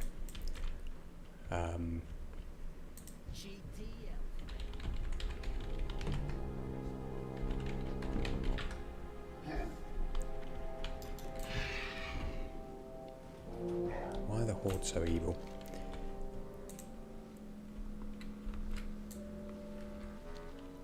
Can you get into Twilight Highlands without attacking the intro quests?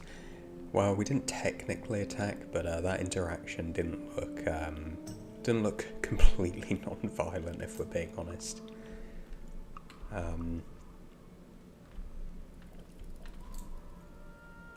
So, yeah, I don't know if we're going to be able to do it. I'm sure there might be something where we have to like attack, I don't know, the people in the Twilight, the Twilight Hammer cult or whatever. That might be a thing. In which case we'll have to find a different way to get there, or we just won't be able to get there. Okay, go to Ashara, do that. Yeah, we'll just kind of have to see how we go.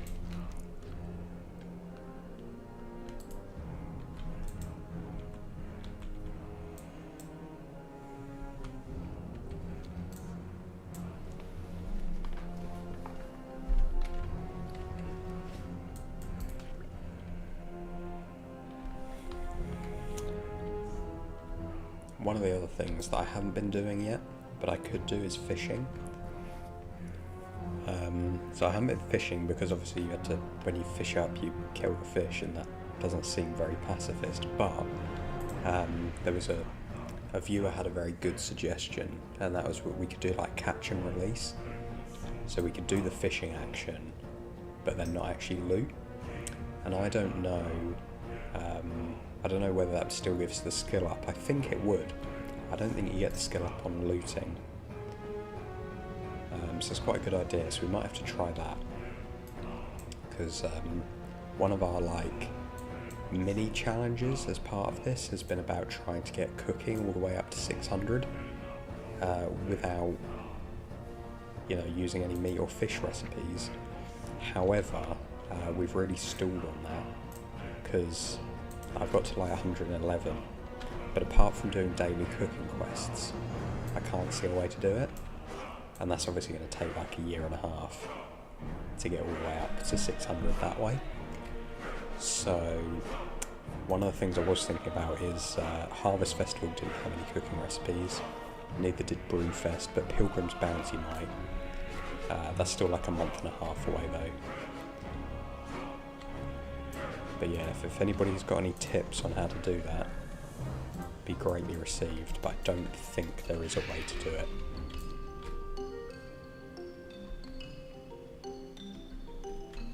But yeah, fishing we might be able to do. And there's fishing dailies in... May your blades never dawn for the Horde. I get no respect around here. fishing dailies in Pandaria, which I think gives skill ups as well. Right.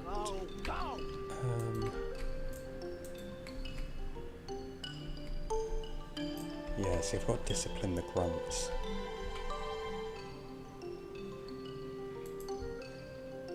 Oh, okay, this is just verbally. That's fine. That's fine. We can do that. That's not a problem. That's good. Verbal attacks are perfectly within within the scope of the challenge.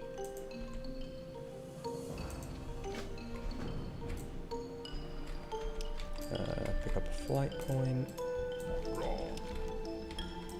Just a lot of intimidating people. Like, I'm sure in the Alliance version of this quest, you just, oh, tackle.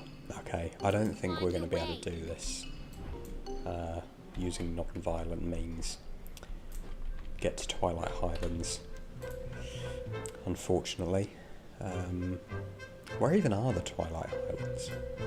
Could we just fly there? I actually don't know where they are.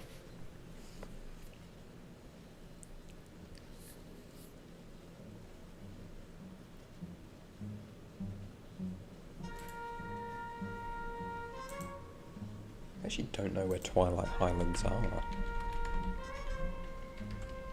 on a map.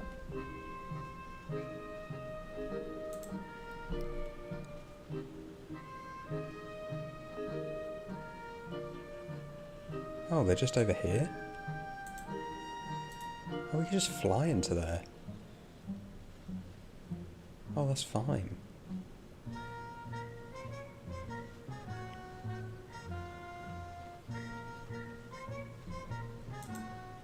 Oh, we just do that. We don't have to worry about these quests. Now, the question is, what's the quickest way to get there?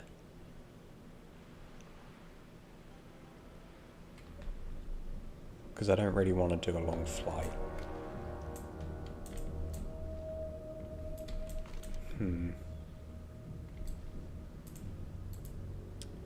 Okay.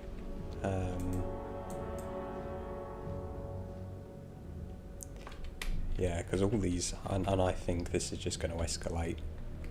Because these quests to get there involve violence already, and then I think we're probably going to have to, I don't know, do some sort of sea battle or whatever.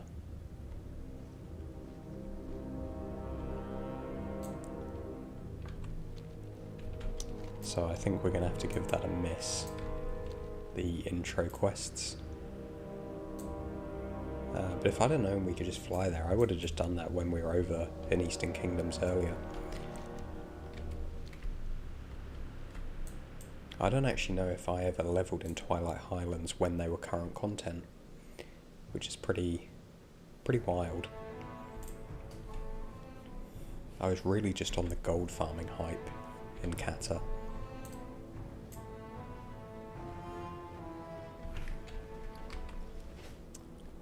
Alright, no worries. Actually, I wonder sometimes, just by accepting the War Chief's command, oh, you get the portal, but it doesn't look like it. That's a shame. Port to Tol Barad. Well, I haven't actually gone to Tol Barad, but that doesn't have any,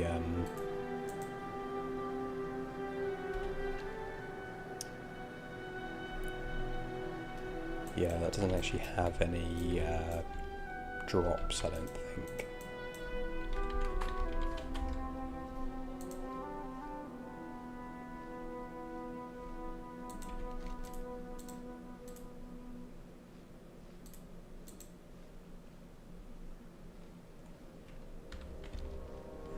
Might just... oh, you have to be level 85 to use it anyway. Okay. Alright, we won't do that. Vashjir. You know what? Porting to Vashjir might not be the worst idea, because we could probably just fly over to Dunmoreau. Screw it, let's give it a go. Because I realised something. So I can't do these intro quests, because they too involve violence, but something that never occurred to me in all my time spent here is you can just float to the top. You can just float to the top and then use flight form.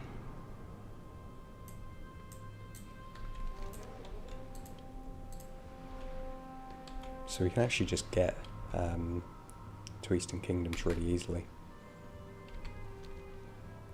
And that's just Dunmoreau right there.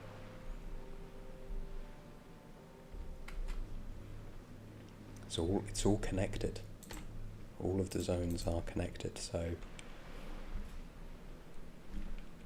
and also, I wanted to explore all of Ashtir, but obviously without doing the intro quests, I'm limited to just my aquatic form, and I move really slow.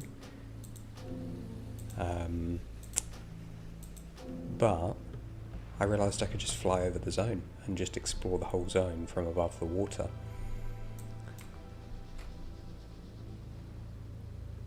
And it was actually super quick. Here we go. Straight into Dunmoreau. Didn't even get down there on the fatigue. And then we can fly over to Twilight Highlands, because that's just west of Loch Madan.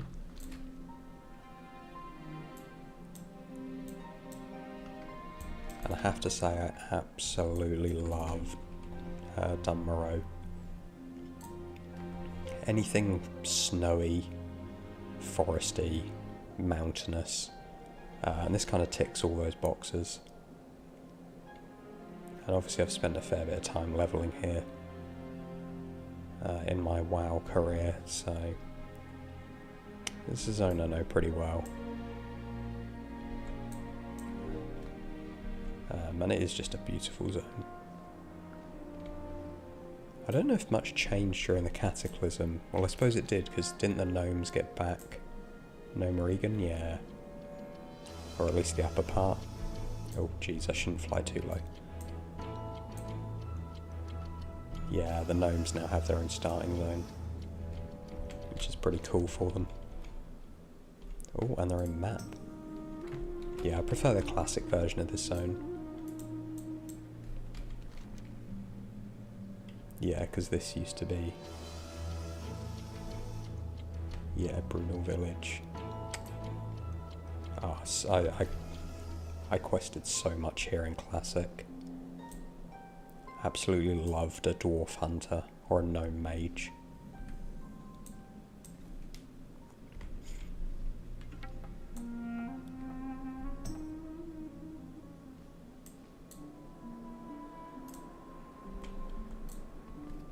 Yeah, so it was such a beautiful zone, so well like fleshed out.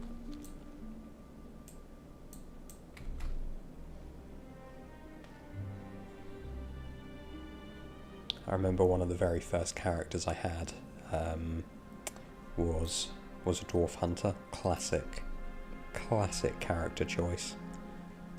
And I didn't realise that you could progress like to another zone. I don't think it ever occurred to me that there was more like to the world. I thought as a dwarf you were just in Dunmoreau. I didn't realise that you could zoom out and go into different zones. Like, it hadn't occurred to me when I was that new to the game how big the game was. I thought Dunmoreau was it.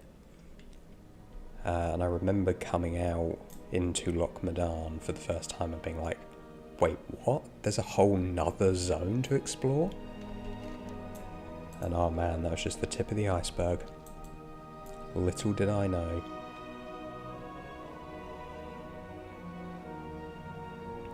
But it's just crazy what you,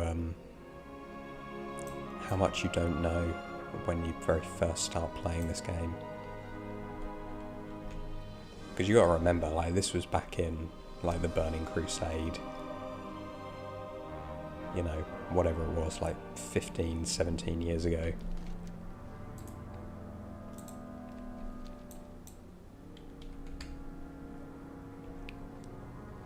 Just didn't know back then what you know now. Okay, right, better turn on my find herbs as well. Right.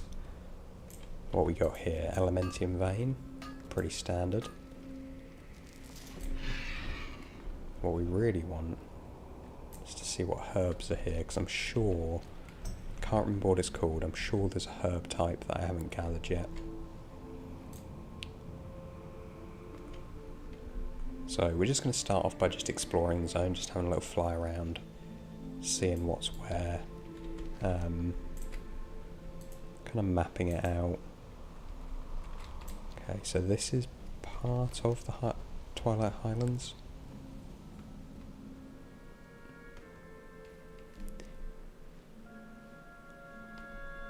yeah, we'll just map out the whole zone, see where the nodes are spawning,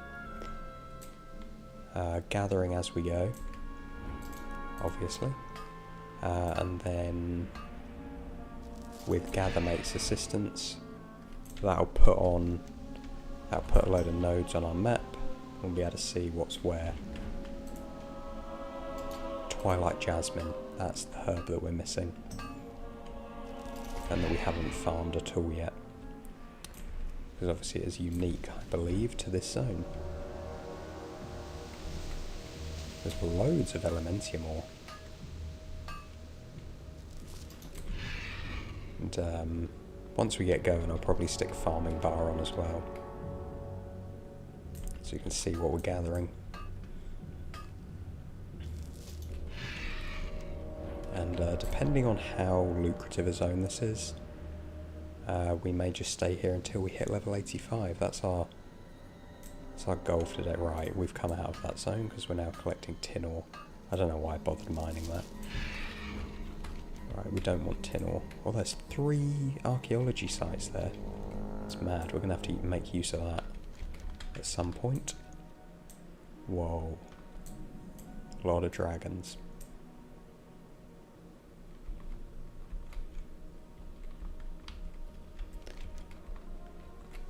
Okay. No herb or ore drops up here by the looks of it. They don't tend to be around like inns and safe areas, only out in the wilderness. But ordinarily, when you sort of do a couple of loops around a zone, the farming route becomes apparent, usually pretty quickly, unless you're in Teneris, and we don't talk about Teneris.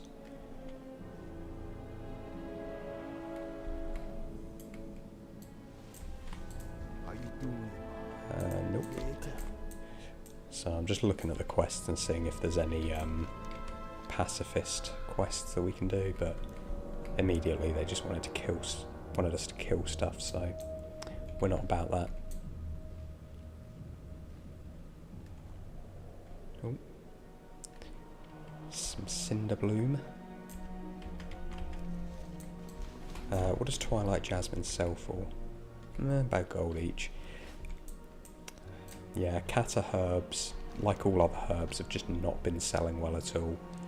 That's why I'm really interested to get to Pandaria, because I reckon those herbs will sell for quite a lot. That's my hope anyway. I don't really mind how long it takes us to level up, but I want to start making some good gold, because we've invested a lot of time into this challenge, and that's cool. Like I'm having a really good time with it. So, but it would be nice to start converting that time into gold as well as levels.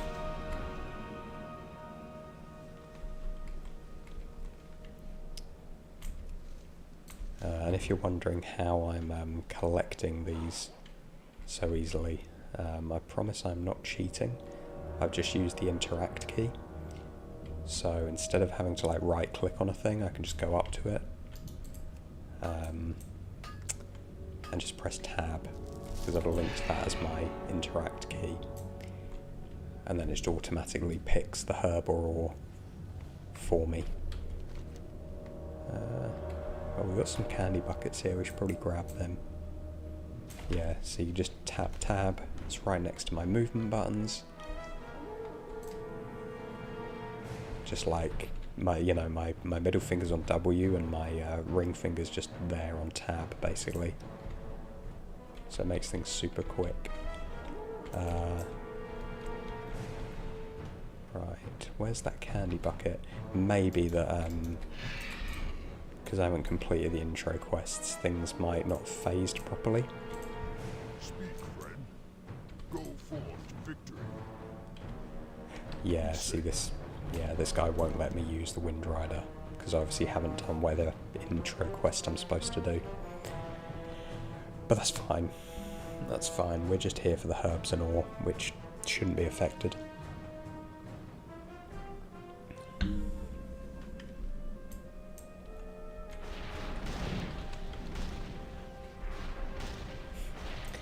Oh, I tell you what, trust the Alliance to build a big fort wherever they can.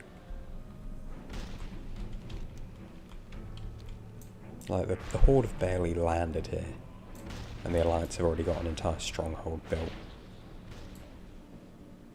And a graveyard dug. They're very efficient.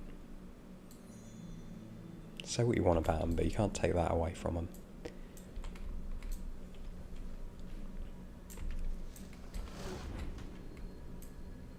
Oh no, saw the death of a dragon. That's sad.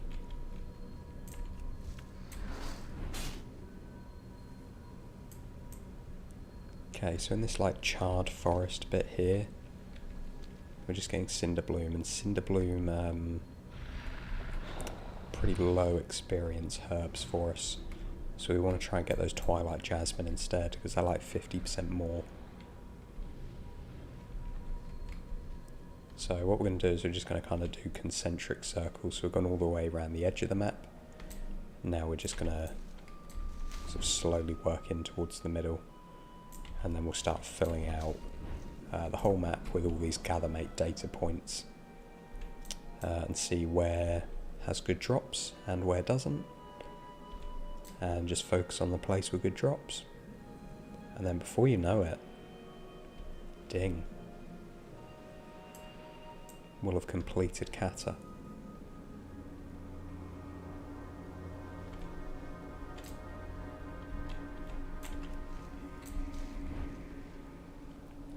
So, okay, in this little area here is a lot of Twilight Jasmine, which is great.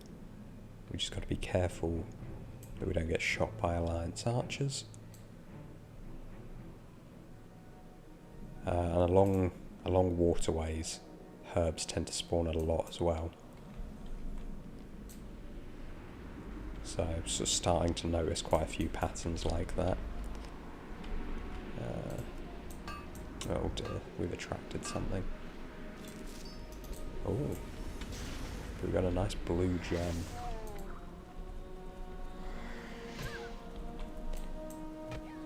It's the only drawback of mining, is we have to come out of flight form to do it.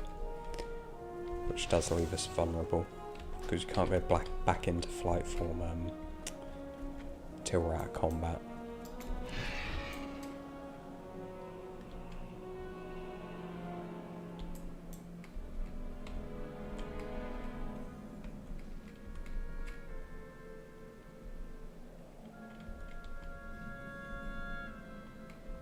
Oh my gosh, it's like the Shire. Yeah, I genuinely don't think I've ever been in this zone. I think when I was actually playing Kata, you know, for the first time, I was just so focused on gold farming, I just didn't even make it here. This is one of the very few zones in WoW that's actually fresh to me. Which is cool. It's nice to explore new places.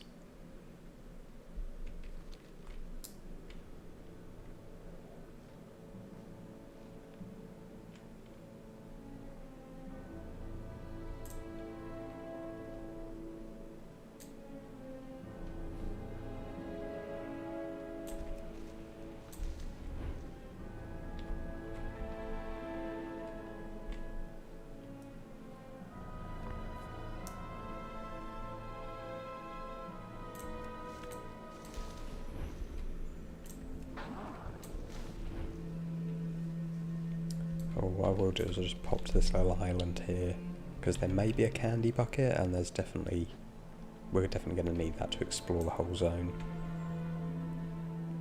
Oh, look, there's a load of Zeppelins. This must be the Horde sort of outpost.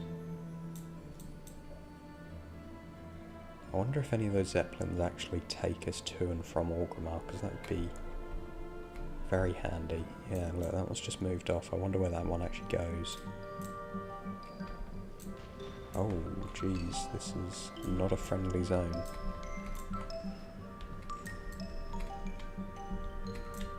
Huh, okay. I'm not going to worry too much about that.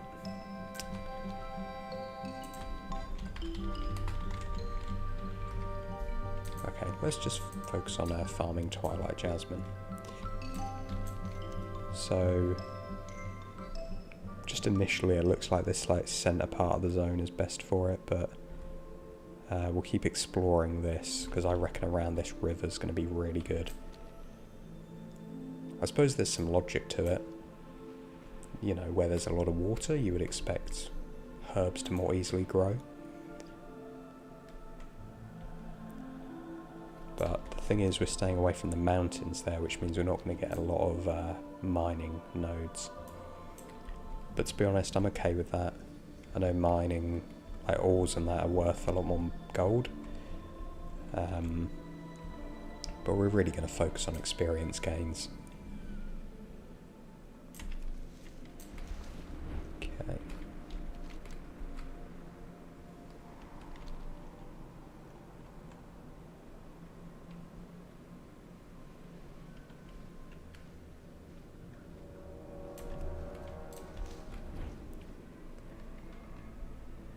Yeah, and Twilight Jasmine giving us 11k per gather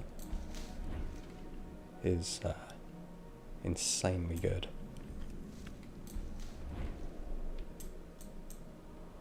Well, they're saying that one only gave us 8k.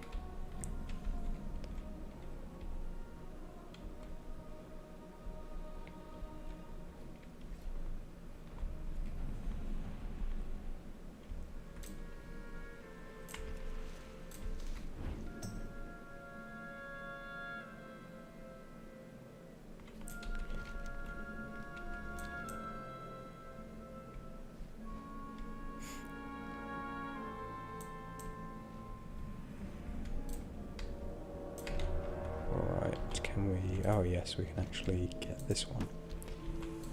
Nice. And can we use that flight path? Yes, we can. Wow. Okay, that's going to be handy for getting back to this zone. Because as far as I know, we don't actually have any like fast travel opportunities. Not that I really predict we're going to be coming back here once we hit level 85 anyway. Okay. So, two things that come on my mind. One is, what area haven't we explored? And two, what's the best farming route? So, exploration, Cataclysm, Twilight Highlands. Oh, there's loads of places we haven't explored. Wow, I really thought we'd uncovered the whole zone there. Apparently not.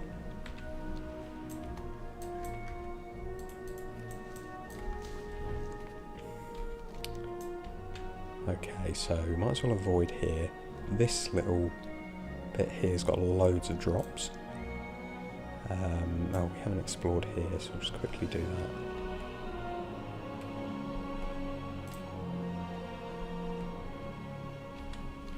Quite a few drops around the edge of this scar thing, but none actually in it.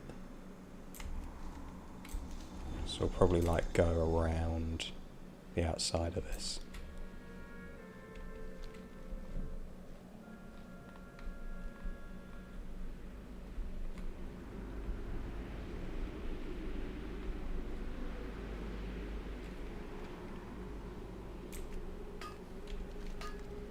Am I right in thinking there's an area here we just haven't explored? Yeah, Firebeard's Patrol.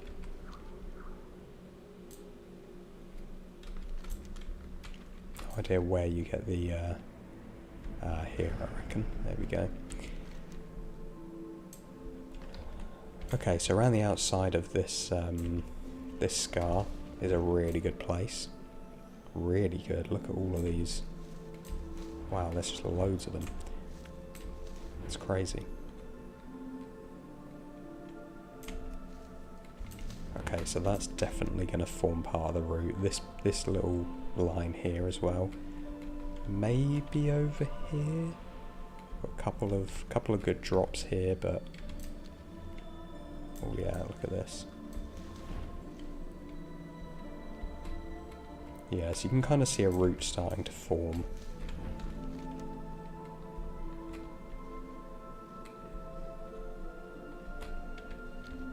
So thing is, we just have to make sure the root is big enough as well, that the herbs have a chance to respawn. Now, there's usually nothing in the village, so we're trying to avoid the buildings. I think it just is all buildings. Okay, and there's a couple more drops up here. There's an ore drop up here, so maybe we just kind of loop round.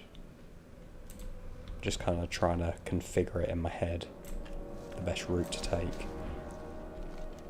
But I think I've got a rough idea of what I want it to be. There's also a risk of coming up with a route too early. Oh my goodness. Where did you come from?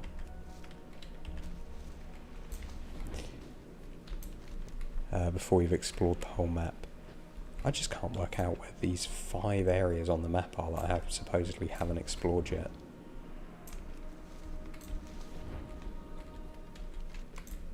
There's like a bit of unexplored area here. Beyond that, I have no earthly idea. We'll fly up there and get it. Oh, there's a bit down here, crush blow. What else we got? Grimbatol.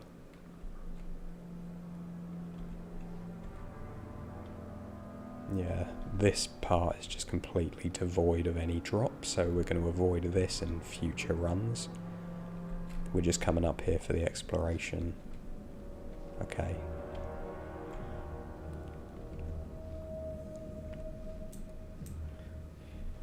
The Gullet, Crush Blow, Grimbatol.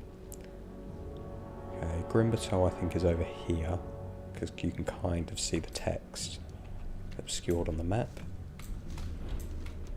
Crush Blow's down here. You can see a little bit of grey, or a little bit of brown.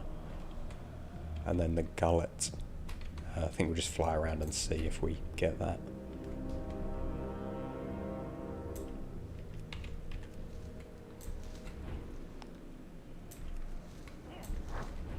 Okay, this actually looks like a really good place to farm. I mean, Twilight Jasmine isn't worth that much at the moment, but I imagine when Kata was current content that this would have been really good money.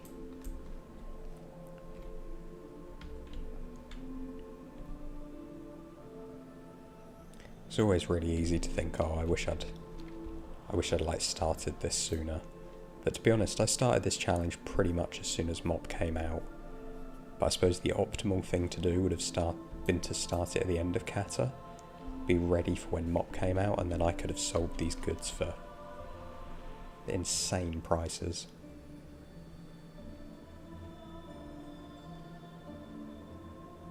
Okay, so I kind of want to loop all around here, because the outer bit of this zone, of this sort of scar area, looks to be amazing.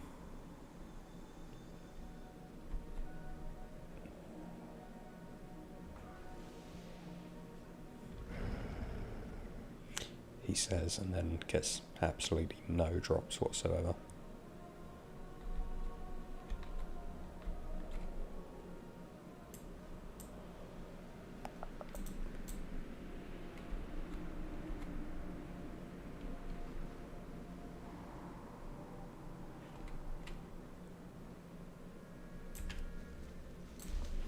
So kind of come all the way round, and then I also want to explore this bit of the map. Thing is, there's nothing up here. If there was stuff up here, maybe I'll just fly along the river a bit more, because I haven't done that too much.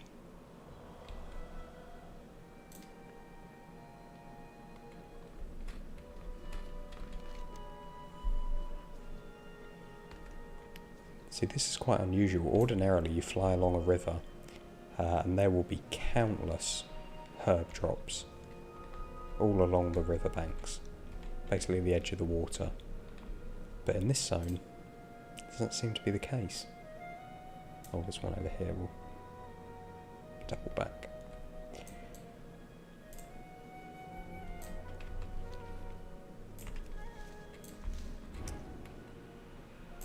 Okay, so we're perhaps going to...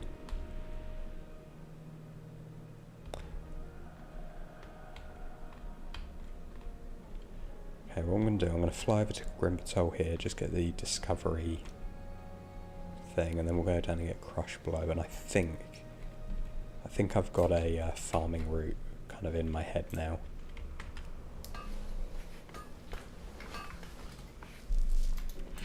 Yeah, I could look up the farming route, but well, there's a couple of things. First, I'm trying not to use like online guides too much, because otherwise, then the whole journey to level 90 would just be would just be me following the guides. I actually think there's a better way to do it, because if you look at farming guides online, it will be like, here's a guide for farming Twilight Jasmine or Elementium ore in this zone. And we don't want that, we want both. We want to find a route that optimises the absolute most amount of drops, irrespective of the material, because we're not farming gold at the moment, right? We're just farming, experience, really. But to be honest, if you're trying to optimise for experience, what you really want is to optimise for herb drops, because they're way more plentiful.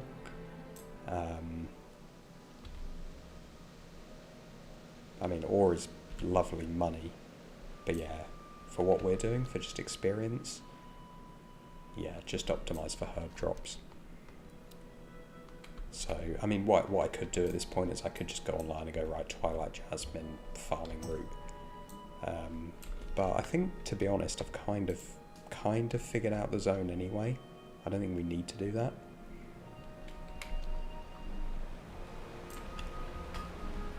So what I think we do, because we really want this bit here, I'll tell you what, if somebody could invent Gathermate so that it works on this mini-map, that'd be amazing, because I hate keep opening my map. But I kind of have to do it when I'm discovering a new zone. So we really want to come along this route here, and then we want to go all the way around the outside here, and then maybe like double back like this and come up. And then how would you do that? You want it to be a loop. You don't want to go back on yourself, ideally.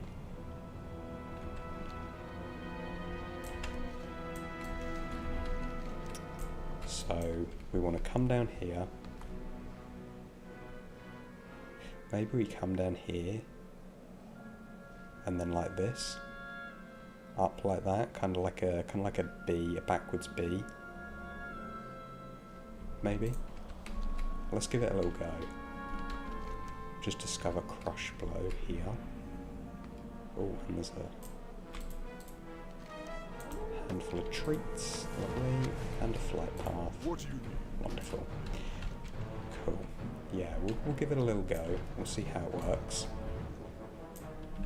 Let's get Farm Bar going. I don't know why I disabled it.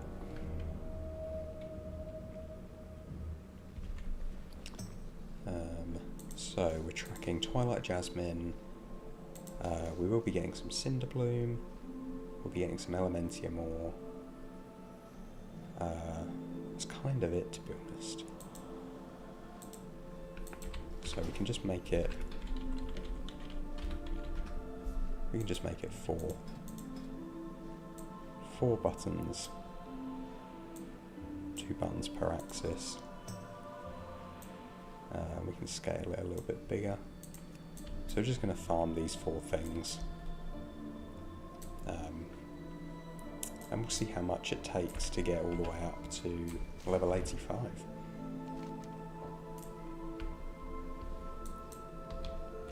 Okay, so I've kind of, just one last look at the map, I think I've kind of got the route down now in my head. I just kind of need to know how far down to come.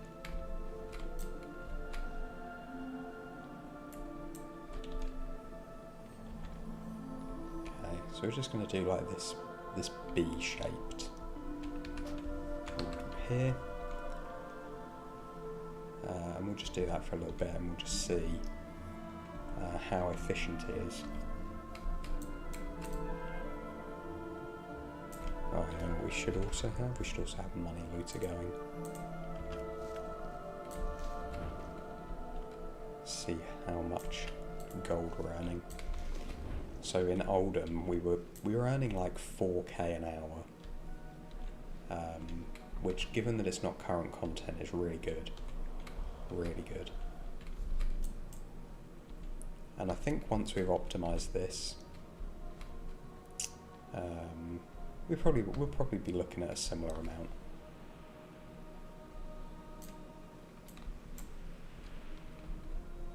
Yeah, I mean we don't need all this stuff tracking the data, but I'm a sucker for data. I love information in all of its forms, so.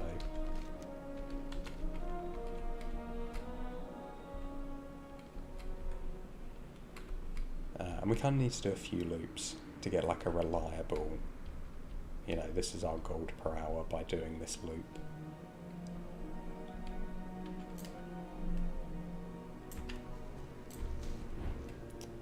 And we can adapt the loops as well if we find there's a particular area that just doesn't really have many drops, we can cut them out.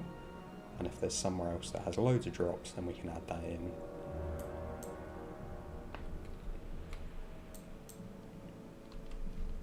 And at some point we'll find out where the gullet is to explore the zone, get the zone achievement.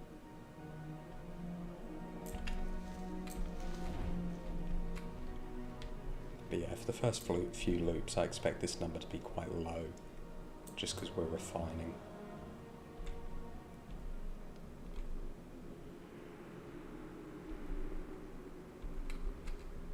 But if we were really optimising for gold making, then obviously we would probably just follow a guide. But I would bet that for the majority of zones we're looking at, if you went and looked up the farming guide, you'd probably find something quite similar. Right. We're going to come down early, aren't we? Because there's really no drops north of the river.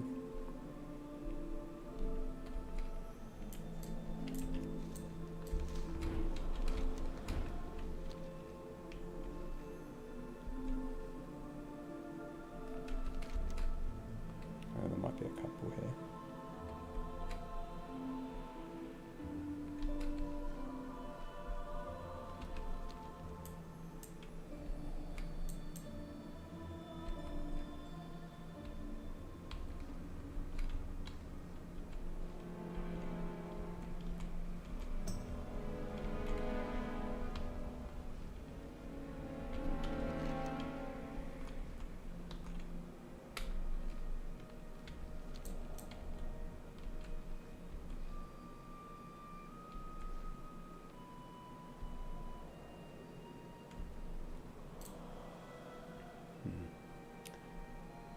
I have to say, there isn't the node density I'd hoped for.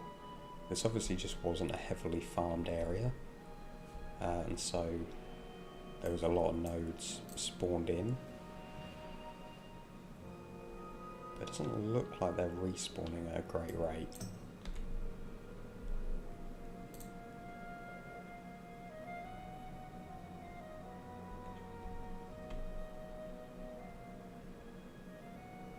But then again, maybe we've just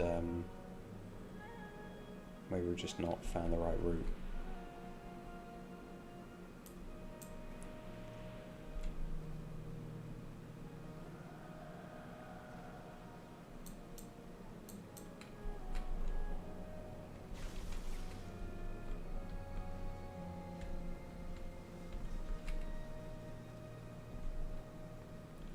Those initial findings can be misleading. Like, just because those nodes were there once doesn't mean they're gonna repeatedly be there.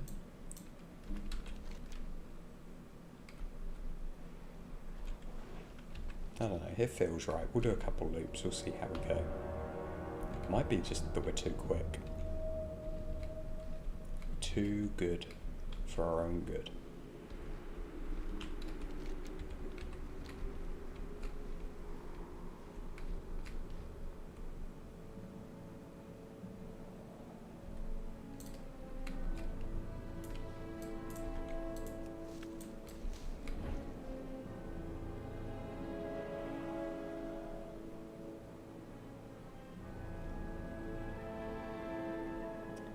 So we're coming back for our second loop now, and I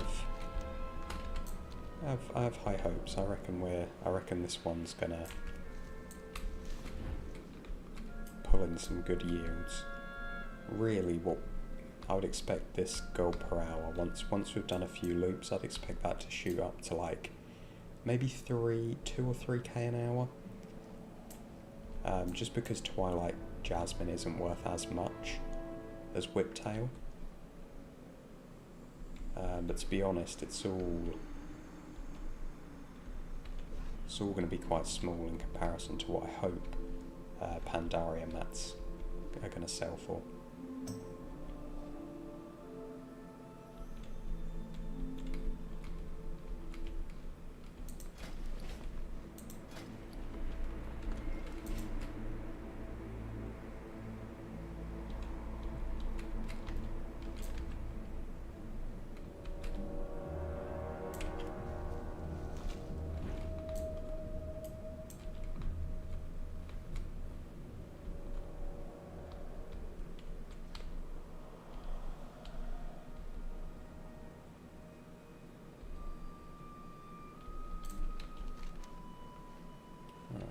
Remember to keep south of the river.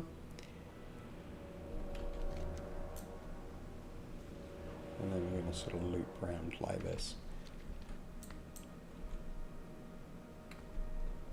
And if it's really not that good, then we can finish off at Oldham.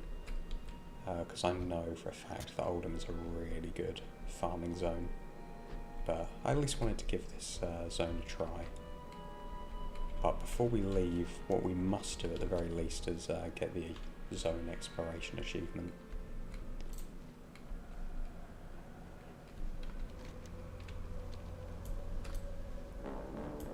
So if anyone knows where the gullet is, please let me know. Sounds like it would be something like water-based. Or maybe it's like a cave. The gullet. Oh, maybe it's up here. That could be it. That looks like an unexplored area. Yeah, we'll pop up there in a little bit, and we'll finish that off. What I do need to do is I do need to go to Oldham anyway, because I actually haven't explored the whole zone. And because there's only 5 zones in Kata, we're definitely going to explore them all before we move on anyway.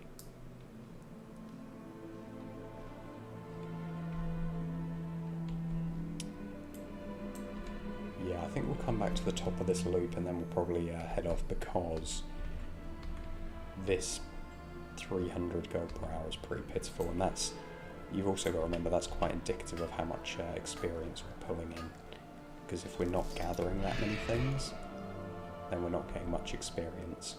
So it'd actually probably be quicker to head over to Oldham. We're probably going to get like 5 times the drops, and that's me being conservative.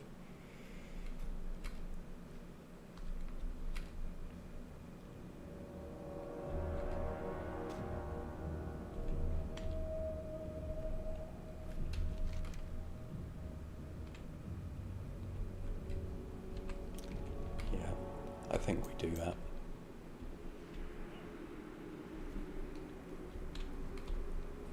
I guess it makes sense, like when this was current content, Twilight Highlands was like the last zone, right? Apart from Tol Barad. So you don't want the, and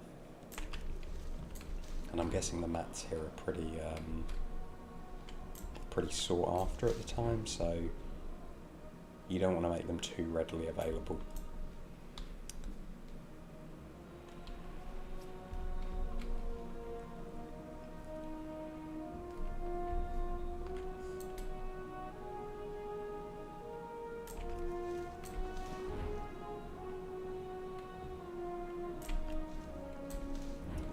Yeah, there's quite a few nodes here, they just don't respawn fast.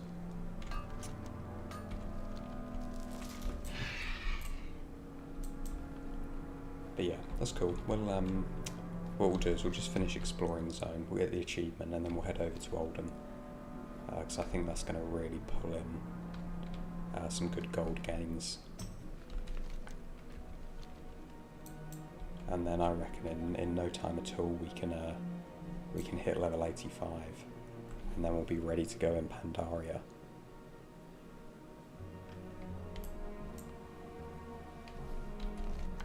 Right, what do we reckon? Is this the gullet? I reckon it is.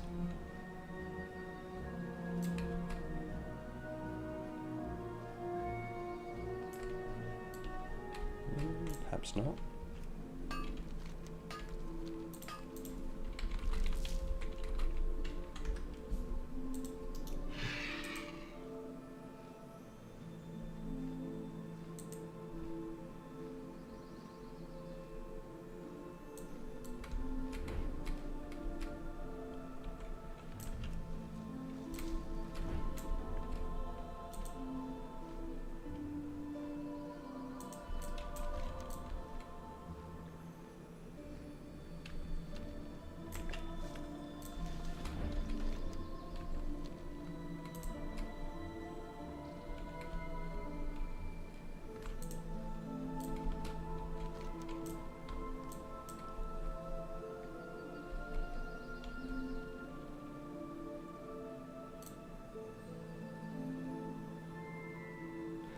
Okay, I actually don't know where the gullet is. I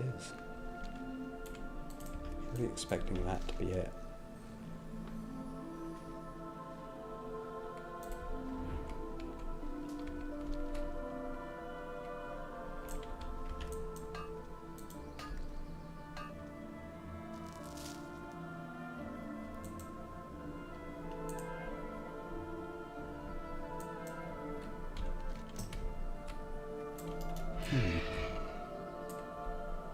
Trying to think where else looks unexplored. I mean, I guess this has got a bit of grey, but I think that's just the shading for a cave. Oh, the gullet. There we go. There we go. We did it. What you want? Roll. Nope, that involves killing. Talk to me. That involves killing, I think. Okay, cool. Alright, well, we've explored the zone. I'm going to half back. We're going to head over to Oldham. We're going to bash out the remainder of this level.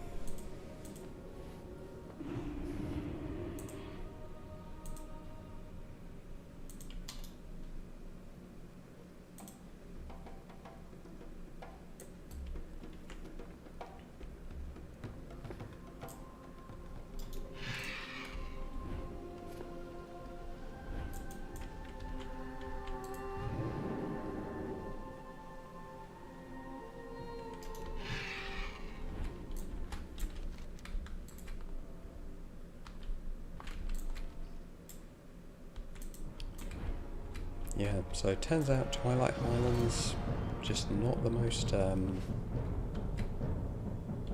not the biggest money-making zone. Hey, you can't win them all, right? Right, Gadget Zone.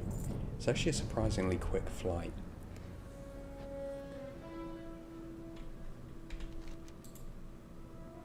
And we can pick up a few candy buckets while we're down there. And then, look at this, we're going to be farming in this beautiful area with hundreds of nodes. And then we've only got, what, 53% of a level to get? We can do that nice and easy. And then we're going to be on to Pandaria. And I absolutely cannot wait. The fire burns. You strive in Oh, vain this guy as again? fate's wheel turns.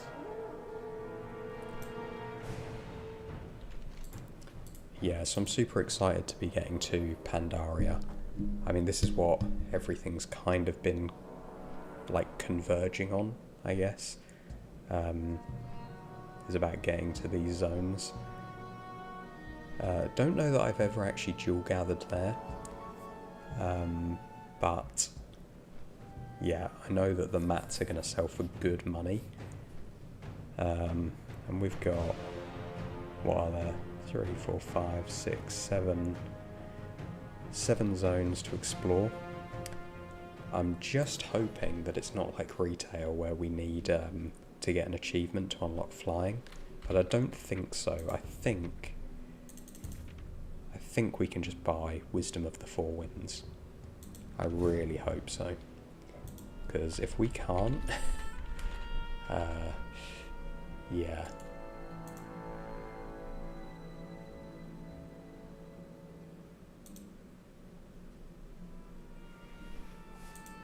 Doing that on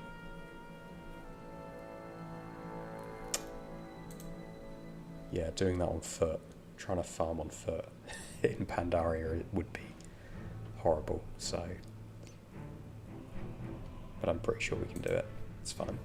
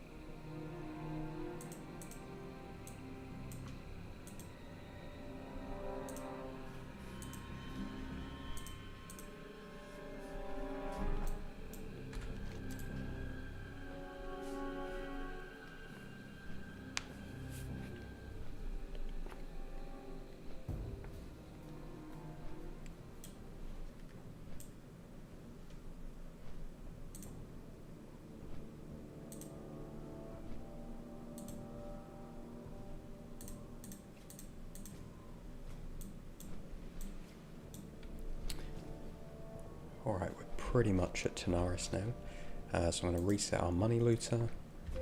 I will swap out these Twilight Jasmine for Whiptail in a sec.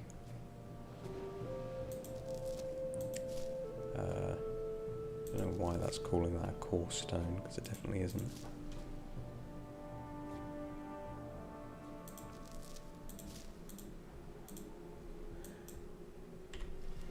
And yeah, I reckon we can earn like 5k gold in the time that it takes us to hit level 85. Oldham is just that like lucrative of a zone.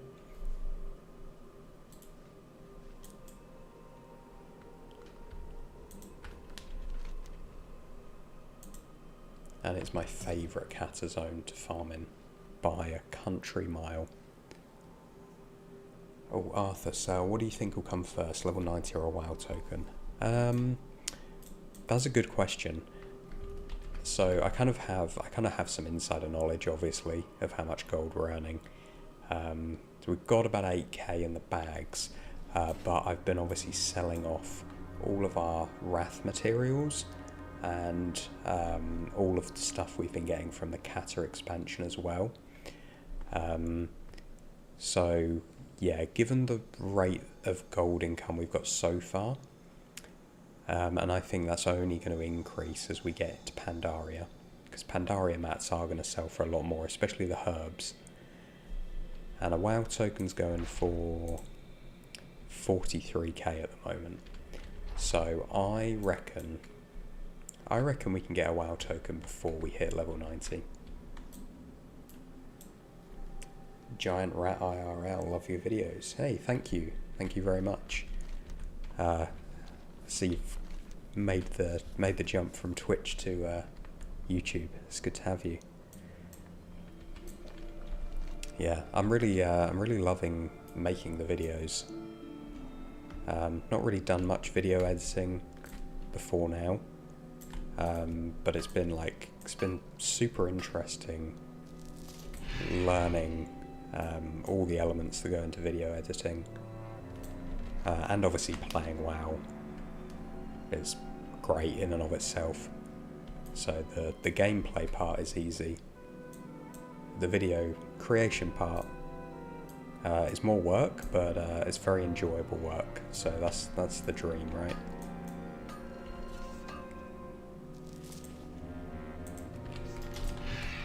So what we're going to do is we're going to really quickly explore all of Oldham, because that's going to give us the full Explore Cataclysm achievement. We'll also pick up a few items and a little bit of experience on the way, and then we'll just go for full farming mode.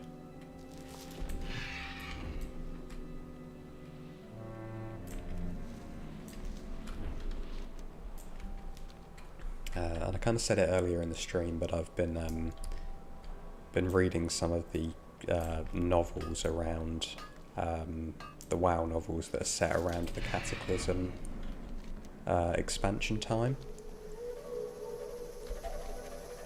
So when I do the Cataclysm video, I'll probably put like a bit of Cataclysm lore that I've been learning about in there as well, because I found it really interesting. There's actually loads of stuff that I just wasn't aware of.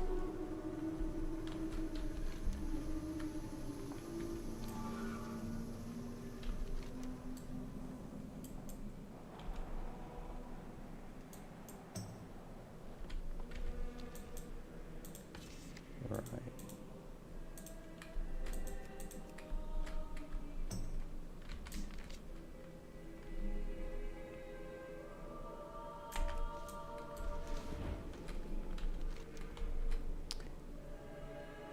Okay, so as far as I can tell, we've explored all of the west of the zone.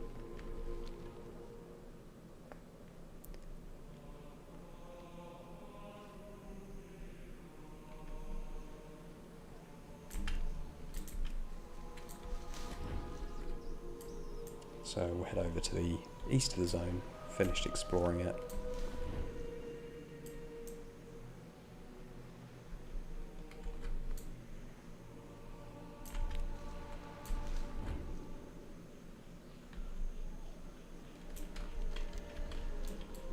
And then we won't be far off.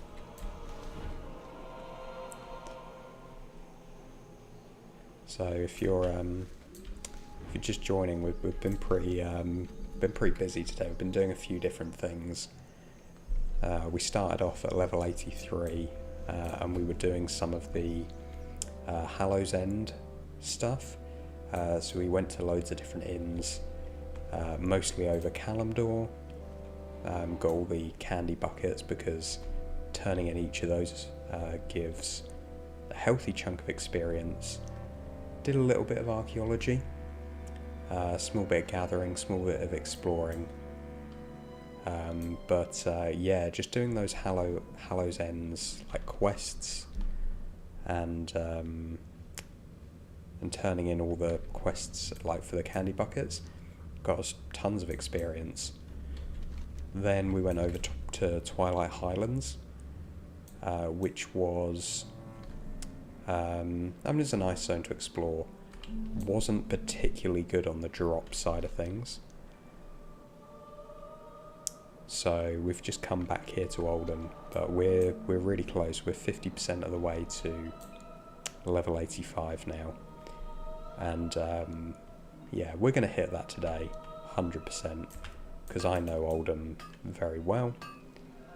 This route is probably the best farming route we've had since we were in Ambermill. And that is saying something. Really high density of nodes, really quick respawn rates, a lovely loop that doesn't have any downtime really. The only downtime is about 10 seconds when you're flying between these ores up here and these herbs down here. Apart from that, it's just pure, you're just constantly gathering. So it's a really great zone to farm in. We're just exploring the zone because we've explored all of the other kata zones. So I just kind of want to get the achievement just for the sake of completion. But there's always some little awkward place that you just haven't found, some tiny little aspect of the map. And I'm sure that's going to be the case here.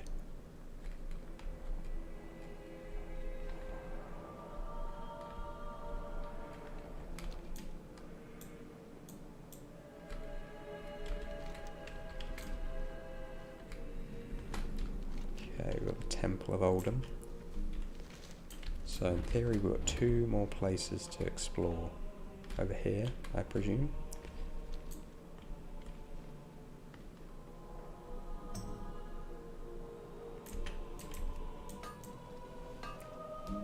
I'll start our money looter once we kind of start the proper farming route.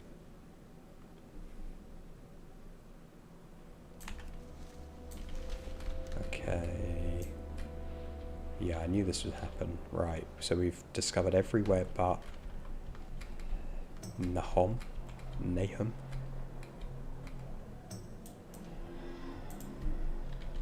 So we need to find out where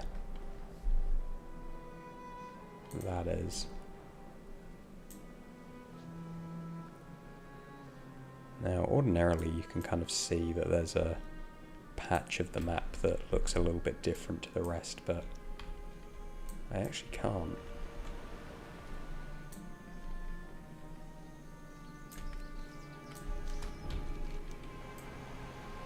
Oh, maybe that's...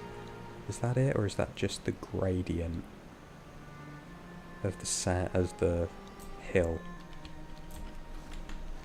We could go there. It's not particularly far out of our way.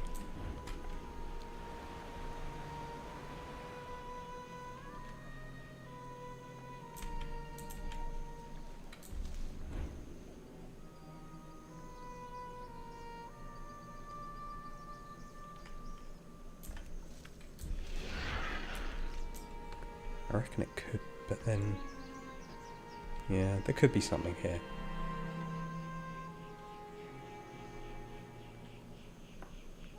We'll have a look.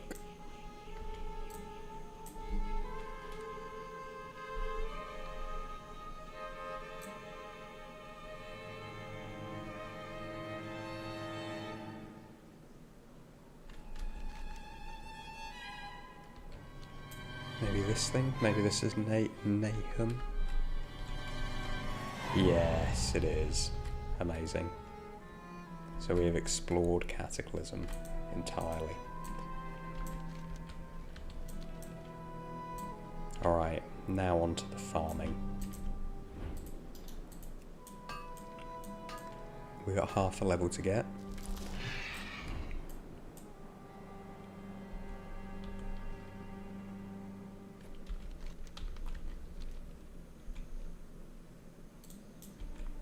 So let's start the clock and let's see how much gold we can earn before we hit level 85.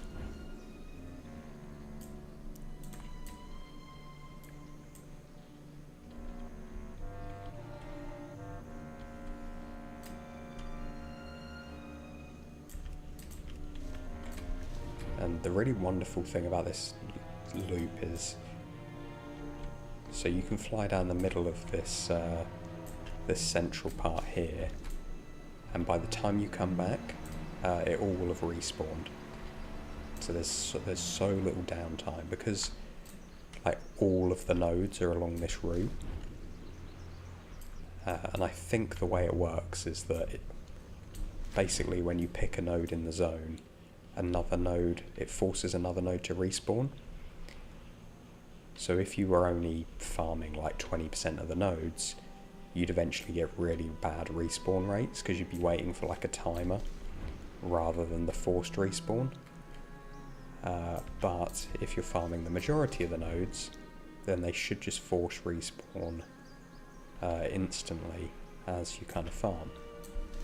and that's the beauty of this route, is there's almost, if you look at the rest of the zone, there's pretty much very few other nodes around, especially herbs. So we're more or less getting 100% of the nodes in this one really compact route, and that's why it's just so perfect. And you'll see after a couple of loops that translates to really high gold per hour. I think 4,700 is a bit optimistic, just because we just started.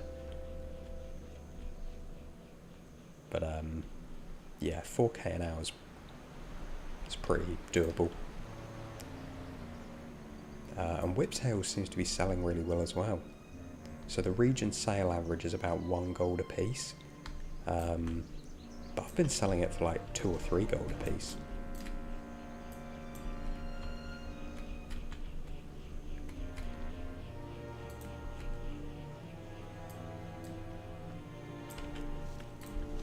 And I don't know why, I can only presume that Whiptail's like used to, or maybe it's used to make some sort of consumable that's actually widely used still. Maybe it's part of like an alchemy guide, maybe.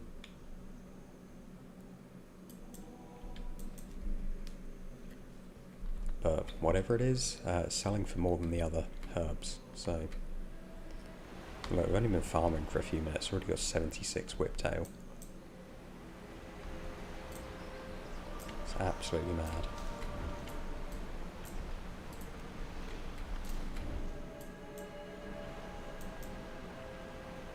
And Volatile Life. Volatile Life sells for about silver a piece as well. Sorry, not silver, a piece of gold a piece. So it's like 100 gold right there. It's mad. A little bit of Elementium ore. They're not selling that well, to be honest, compared to other ore, other expansions, but still not bad. 2 or 3 gold a piece. And the gems sell really well, which is unusual.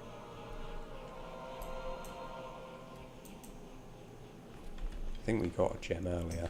Oh, that one's not so good actually, but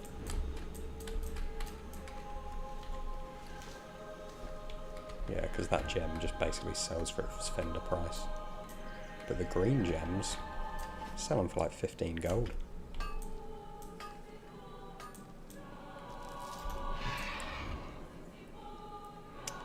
Pyrite ore, because it's a rare ore, I would expect it would sell for quite a bit more, but it does not, as it turns out. It does not at all, it sells for like a gold or 2. So, you know, it might actually be more worthwhile to just cut out the ore farming part of this route. But I'm going to keep it in, because I like the variety of mats. Because the thing is, if we're selling like thousands of Whiptail, eventually we're either going to tank the price or we're going to have to drip feed them onto the market so slowly that it's going to take ages to sell. So I'd rather have a variety of items. Because if I put up 100 Whiptail, 100 Twilight Jasmine, 100 Cinderbloom, then they're not going to affect each other's prices really. So you got to be a little bit smart, because there just isn't the volume of materials like there is on retail. Like 1,000 of a herb is enough to crash the market in Mop Classic, whereas in retail 1,000 of a herb is nothing. You know, hundreds of thousands probably sell per day. So it's a very different economy, but it's been made better by the mega servers. I know some people on PvP realms aren't particularly happy about it, and I think that is a valid concern. But for me, as a pure like PvE trader, yeah, it's been a massive help.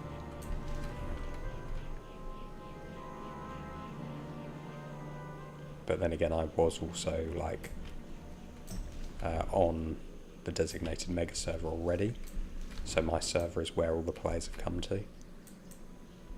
So I guess I'm seeing all the benefit with pretty much none of the downside.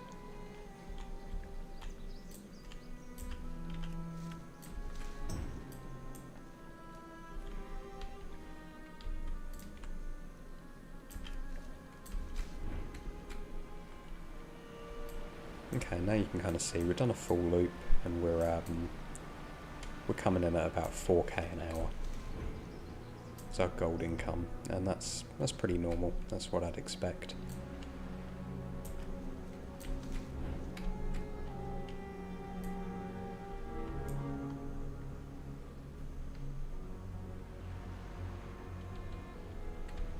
And what's doubly lovely about this route is it's not particularly hard to learn. If you got Gather Mate on, you're just basically playing, you know, dot to dot. Because you kind of always have a herb node in front of you that you just fly towards.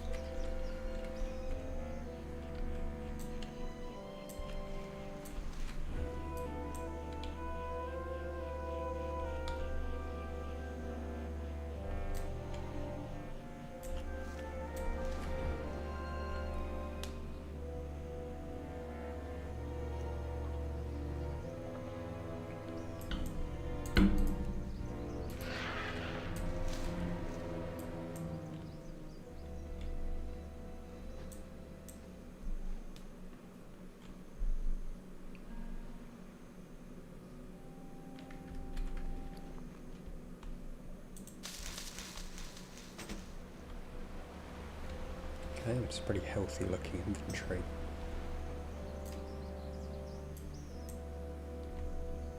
I am kind of regretting buying all of those Ember Silk bags, because I thought that our like Halloween farming was going to take up a lot more bag space than it did, but yeah, I mean it only cost like what, 500 gold total, and we've just made that in these, you know, 8-9 minutes of farming, so I suppose in the scheme of things it's fine, and we're definitely going to use those bags later on in the challenge, so it wasn't a particularly wasted effort. I'm just very tight when it comes to my gold. I'm like, that's 500 gold I could have had towards a WoW token.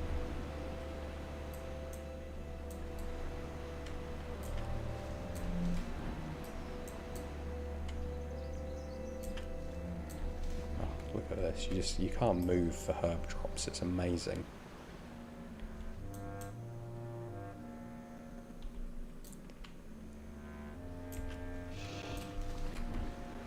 I'd be interested to see how this, or if this farm works in retail, because I know they've kind of changed how the herb and ore nodes work in retail. So the farming method for Oldham might be quite different now. But if it's fairly the same, then it's probably worth a look, because old world mats do sell pretty well, because people are always like trying to, they're either just gold flipping or trying to like level up old professions. So old world mats sell really well.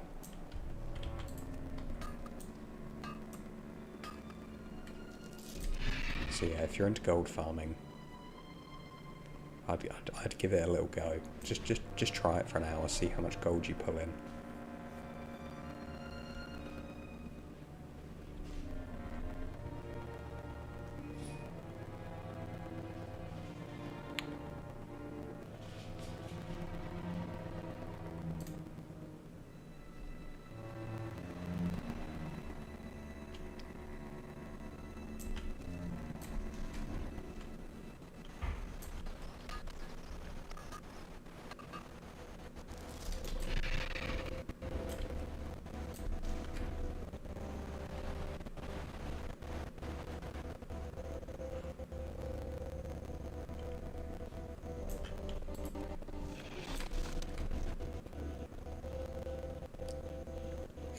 I'll tell you what, one thing farming here is very disappointing is the life-giving seed. People are actually auctioning it for less than it vendors for. Which I never really understand the logic of. I think people just like scan post on TSM.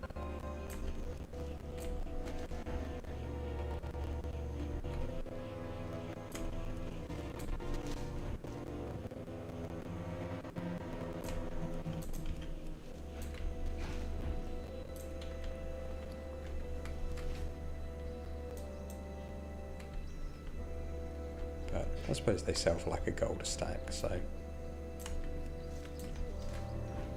basically just liquid gold.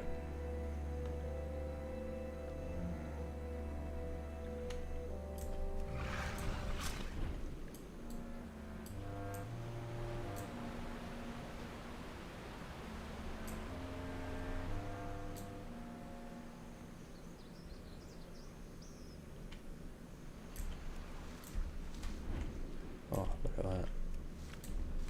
How even got any air time between those two?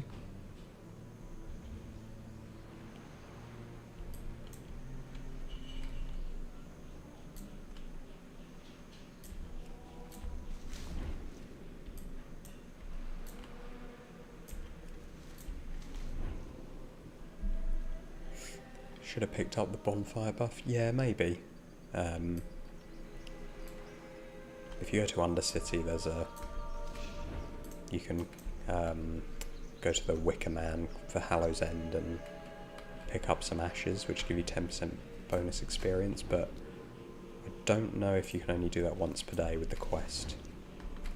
And also I don't think the detour to Undercity is probably worth it time-wise, but yeah, we got it earlier on.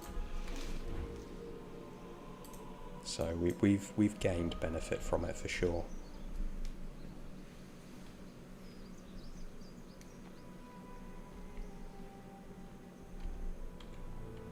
But tomorrow, Darkmoon Fair rolls into town.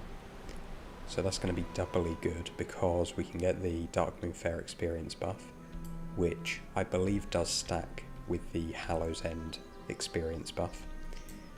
So we can get 20% bonus experience. Plus, now we're hopefully going to be level 85 tomorrow. We will be. So there's a couple of extra things we can hand in at Darkmoon Fair, a couple extra relics. And for some reason the level 85 relics sell for like a few silver each, so I've just stocked up on them. I've got loads in my bank, which I paid like 10 gold for, like a dozen of them. So at every opportunity for Darkmoon Fair I'm going to be handing them in, mostly for the experience, but partly for the tickets, because it's a really easy way to just get heirlooms on for all of my... I mean, not that I have any alts on this account, but one day I might. So I can just hoard the tickets and kit them out with a full set of heirlooms when I do. But it's just one of those things, if you do it little and often, you can end up with like a full set of heirlooms for, you know, cost of a few gold.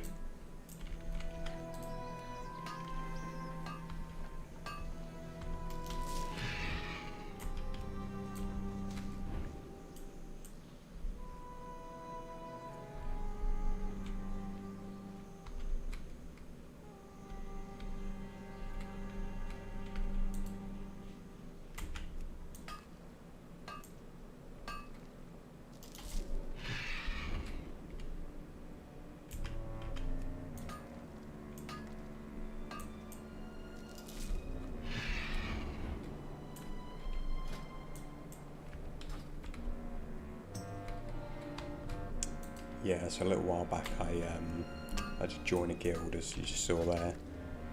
Very appropriately named Love Not Warcraft. partly for access to heirlooms, because as you gain guild rep, you get you can buy some heirlooms for gold, and also partly for the guild buffs. Where is it? Yeah, the perks. So faster mounted speed, faster Hearthstone, so it only takes me 15 minutes to recharge my Hearthstone.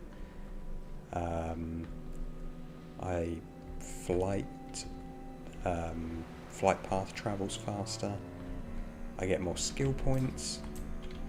I get more rested experience, although I haven't actually been seeing that.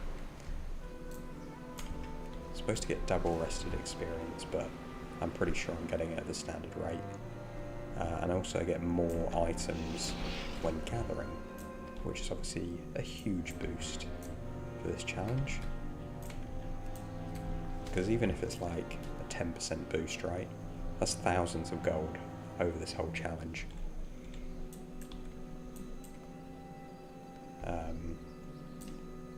And yeah, there's loads of guilds. I think the guild finder tool is implemented in Mop Classic, so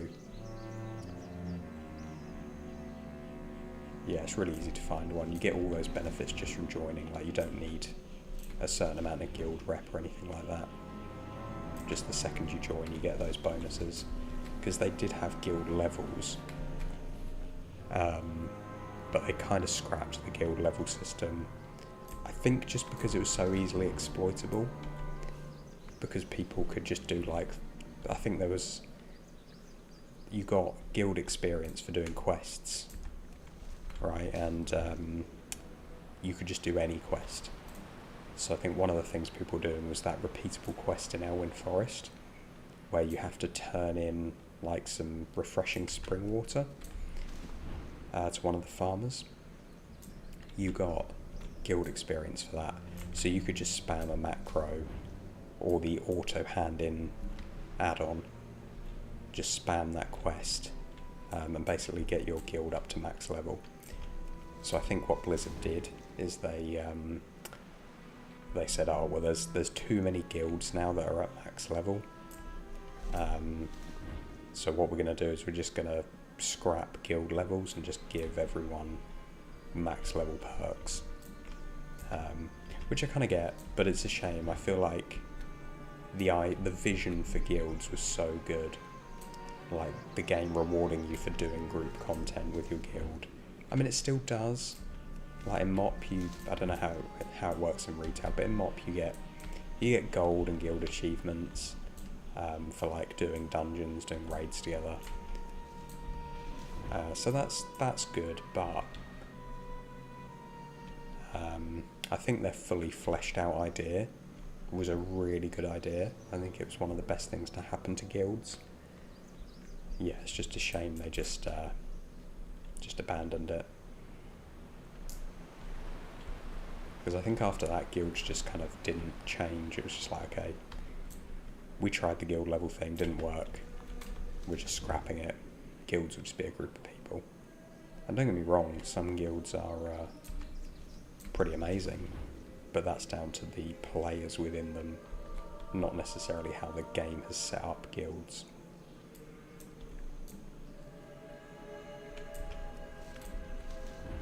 But, I mean, it's good for a casual player because you get all the benefits. But I really enjoyed, because I had my own guild back in Cataclysm, I think it was, when all the guild level stuff happened. And it was really fun, like, getting people together. You got, I can't remember how much it was, it probably says here. Yeah, you got like 250 gold for completing a dungeon. 1,000 for a raid and so on. So what you'd do is you'd put together a guild dungeon. Like, you just get a load of level 20s or something to do stockades a few times, and you'd pay everybody like a little cut of that 250 gold.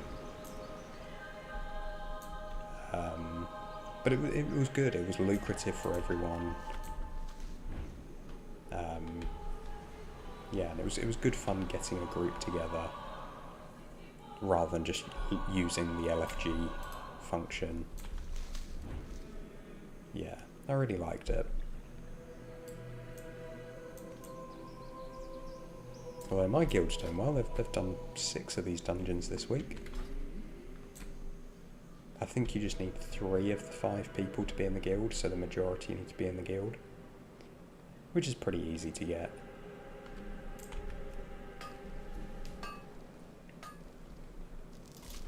And then you just give everyone like, 50 gold each or something. But if you're doing dungeons anyway.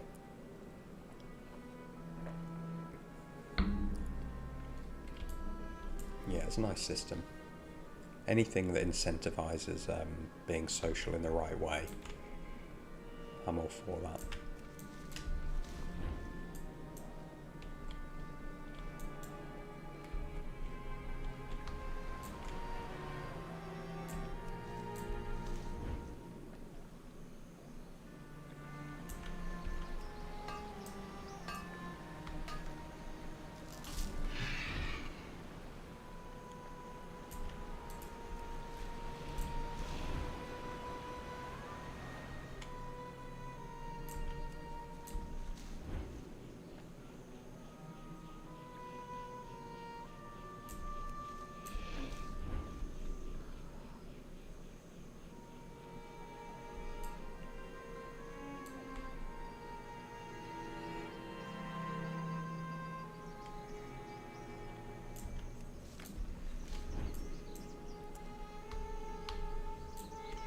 Now we've really locked in for like 20 minutes, done a few loops, you can see what our gold per hour is looking like. About 4,200 gold an hour. And I do think that's an accurate number. Like, I do think that's about how much gold we'll get from selling everything. And that's really good, considering we're just out here leveling. I don't know what the slash play to get to level 90 should be, if you were just like doing dungeons and quests and that. It's definitely going to be quicker than my method. Never claimed that this was an efficient method of leveling.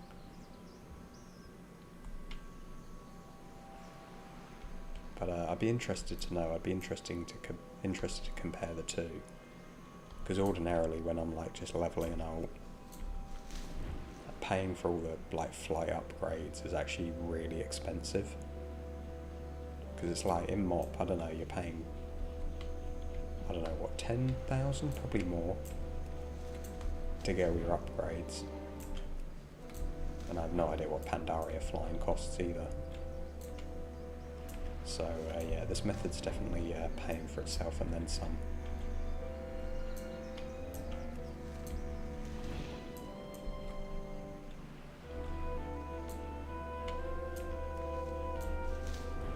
I did a little bit of looking into doing this challenge on retail as well, to compare the two. Retail's way too easy, way too easy.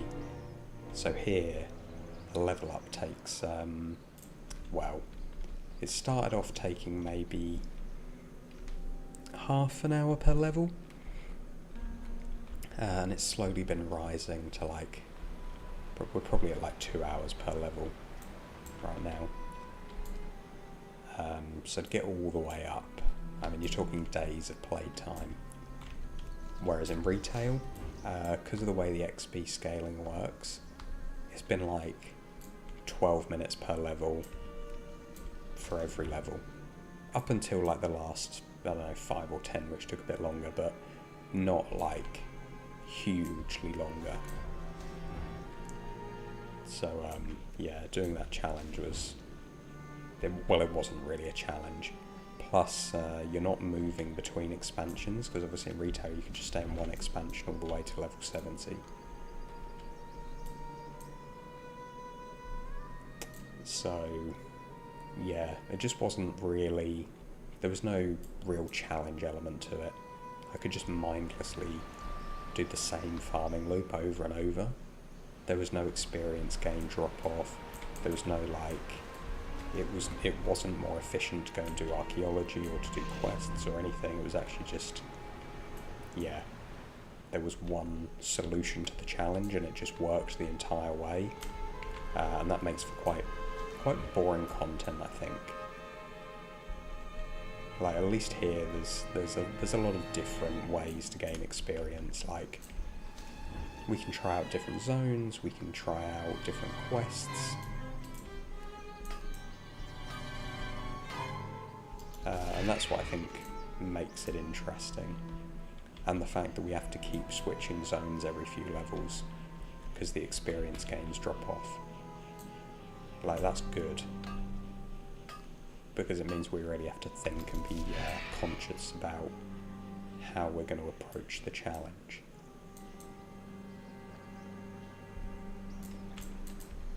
But it's way more lucrative in retail, because trade goods in retail just sell instantly, pretty much. People are buying so many tens of thousands of every single item every single day that you put your, 3,000 things that you farmed up, and they just go like that. The auction house has quite a good system as well, where there's no need to undercut. So I didn't actually know this at first in retail,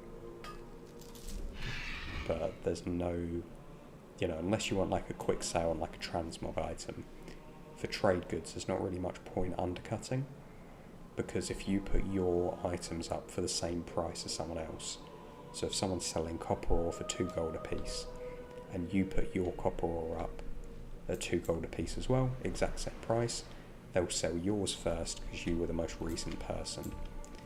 So there's no incentive to undercut, because all you're doing is hurting your own profits, because your item's still going to sell first. Which is a really good system. Really good system. It keeps prices stable. There's still it takes away the undercut incentive, and it simplifies the auction house as well, because prices aren't fluctuating as much. Whereas here on MOP, the price fluctuation is huge. Like, one week I might be selling a certain herb for like 3 gold a piece, and then the next week I can't get it to sell for like 50 silver a piece.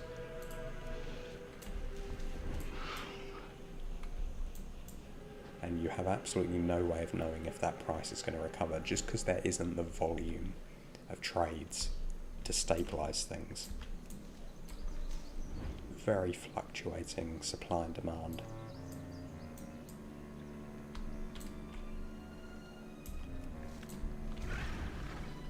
Which, if you're lucky, if you catch it at a high, like I think I have been with Whiptail, it's coming down now, but like I said, I have been selling it for like a few gold a piece, which is way overpriced.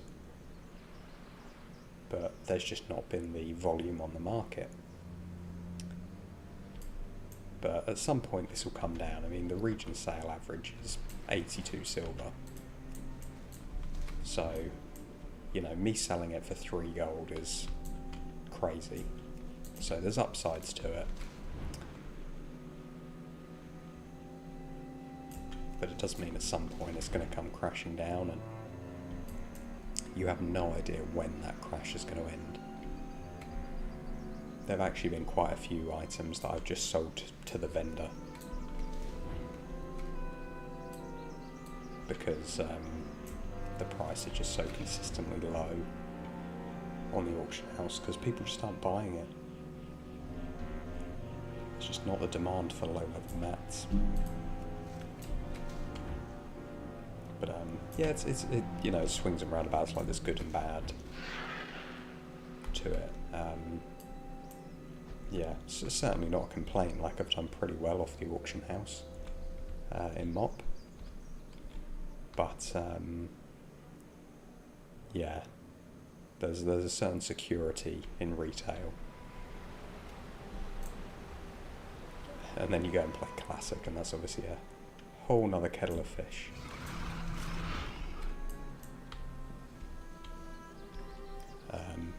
but that's kind of fun in its own way.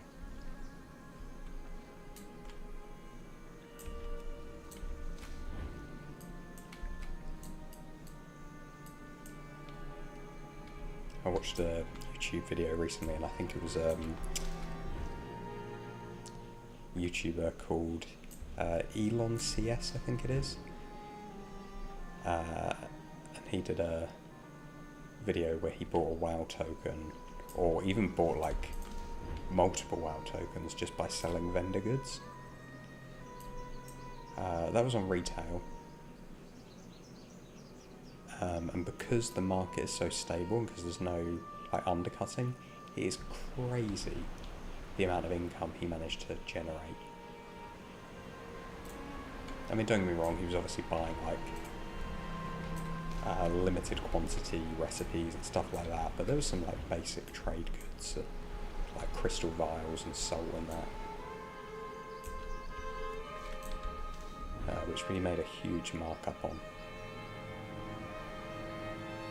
But I think you could only really do that in retail. I think if you tried to do that on MOP, you'd probably go crazy, because it just don't get the trade volume.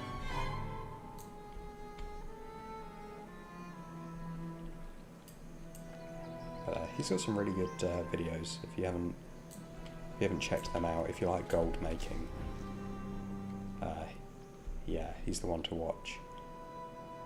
And it's not necessarily gold making guides, although he does have some gold making guides, but it's more gold making challenges.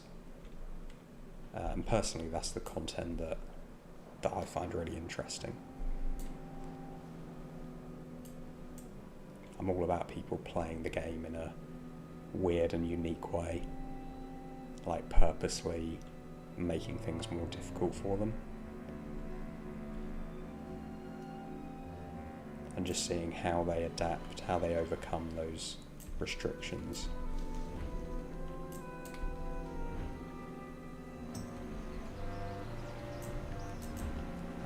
And it seems to be becoming a growing genre. I don't know if it is becoming a growing genre, or whether my algorithm just knows that's the kind of content I like, and so promotes more of it to me. Probably quite a bit of that, actually. But it does seem to be there's more content creators out there making like YouTube challenge series. WoW challenge series on YouTube. And that's a genre I'm really in at the moment, as you can probably tell.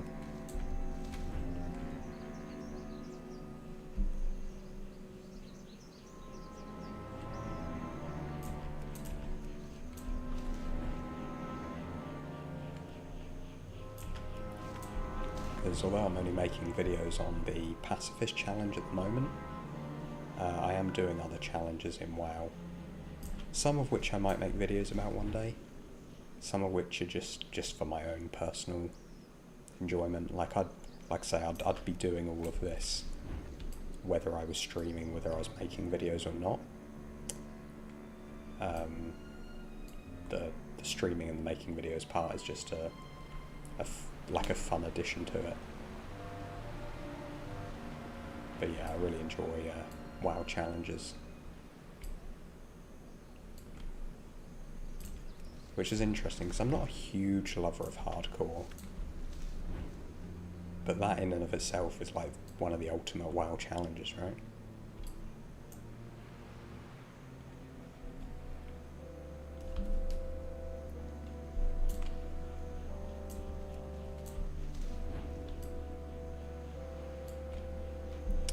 Okay, let's just assess where we are. So, we've been doing this farming loop for 36 minutes now. We've pulled in about 2,500 gold's worth of mats, which is phenomenal. That's actually really, really lucrative. Where did we start? We were about halfway to level 85. We're now about 86% of the way there. So that's pretty much 1% per minute, right? So, yeah, I reckon in the next 10-15 minutes we're going to hit level 85. And that'll be Cataclysm completed. Now that's felt incredibly short. Because I did a little bit of farming off stream. And then I streamed last weekend. And obviously I've done a little bit of farming off stream this week. And then we're streaming today. So yeah, we basically finished it in a week. Which is mad. New video when I need to, so yeah, that's actually really good timing. So yeah, we'll hit level 85 today for sure. And then I need to do all of the, obviously, video editing. There's quite a bit of lore that I want to put in the video, just as we're exploring certain zones. Because I think the lore around Cataclysm is really cool and probably a bit underrated. Like Wrath of the Lich King, for example, and Classic. Like, we all know the lore is amazing for those expansions. I'm not denying that for a second, because it is. But I think sometimes Cataclysm gets overshadowed. But it still involves a lot of the like OG characters and a lot of stuff that was kind of set up before it.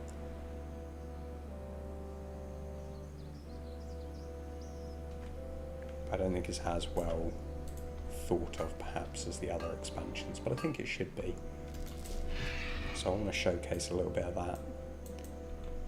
Obviously the zones and the challenge, of course. We're definitely going to talk about Oldham, because it's just such an amazing zone.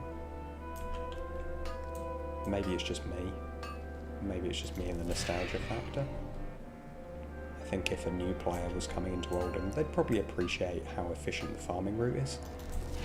But I don't think they wouldn't perhaps love it in the way that I do, if they hadn't played it back when it was current content.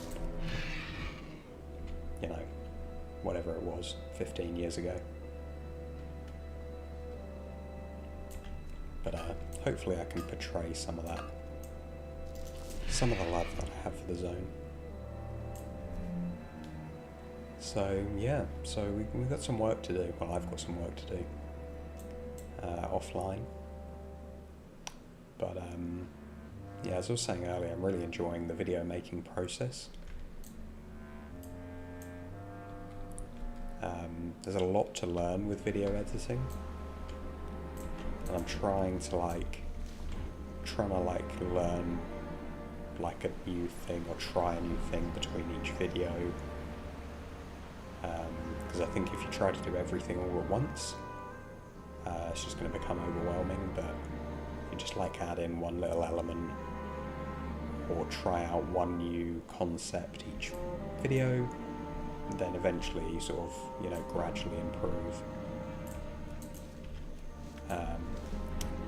I like to think that's the case. I kind of look back at, you know, the very first video, well, the very first Pacifist video I actually deleted and remade because it was it was quite bad. But the first one that's actually on YouTube, compared to, say, the most recent, I do like to think there's a jump in quality, and that's just from those like granular improvements. But there's still masses to learn. I've got a kind of priority list of things that I want to look into and do, but I don't want that learning to get in the way of, you know, actually just creating the videos. And I think that's fine. I think it's fine to know that whilst it could theoretically be better, it's, you know, you're making it the best you can now, and you'll make it better in the future. And yeah, that's a fun process to me. It's also nice to have like a trail of your work and how it's changed, evolved, improved over time.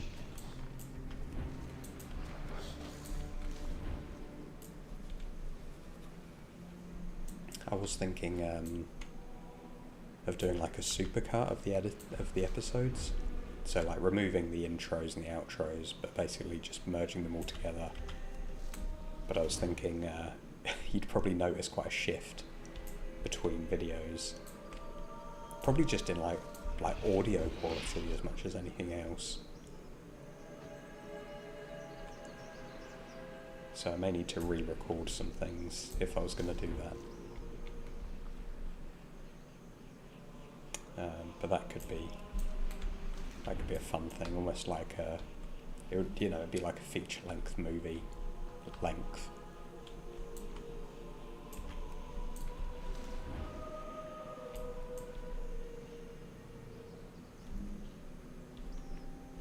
Because I don't know, there's like six, 7 videos out, anywhere from like 12 to 20 odd minutes. So yeah, it's a decent length. Plus, obviously, we'll do one for Cataclysm, and I don't know how many for Pandaria. We'll have to see.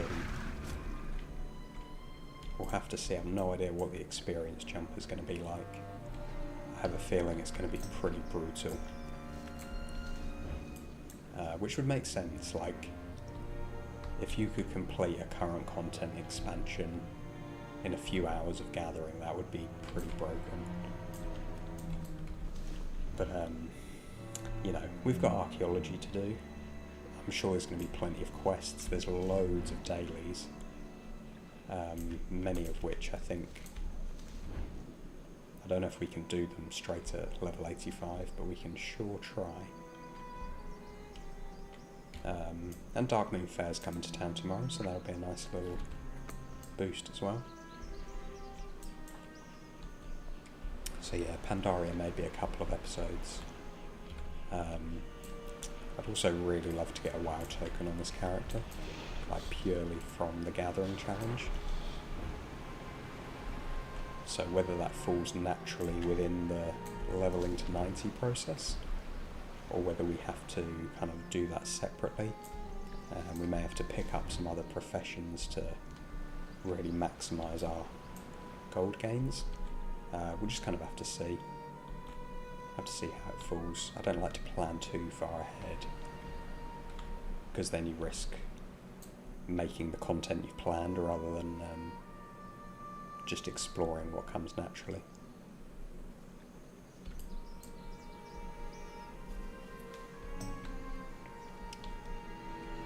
Something I have noticed is every loop I've done of that little oasis at the top has just yielded absolutely nothing. Same with this here, these ore veins seem to be running dry. Maybe we've overmined them. Thankfully the herb drops are still pretty good.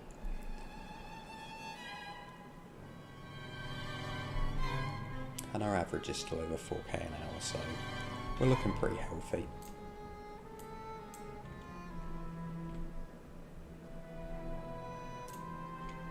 Right, I reckon we're going to level up before we complete this next loop. I think we are close.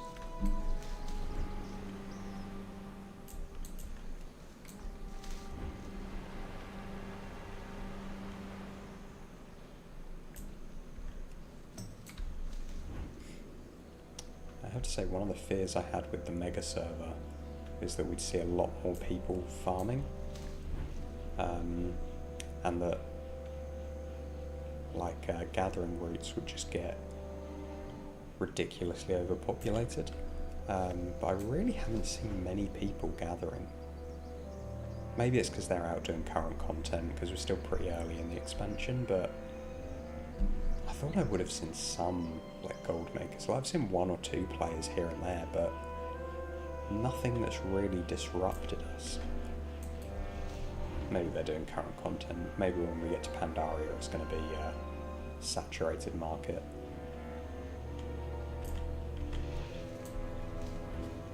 Because why, if you're gold farming, why would you be in Wrath content? So maybe that's more a reflection on me than the state of the player base at the moment.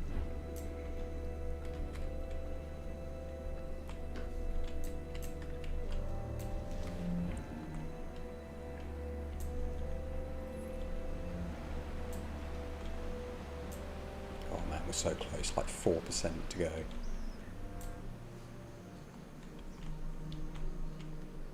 I cannot tell you, well actually I probably could, but how long I've been waiting to hit Pandaria. And now it's here, it's within reach.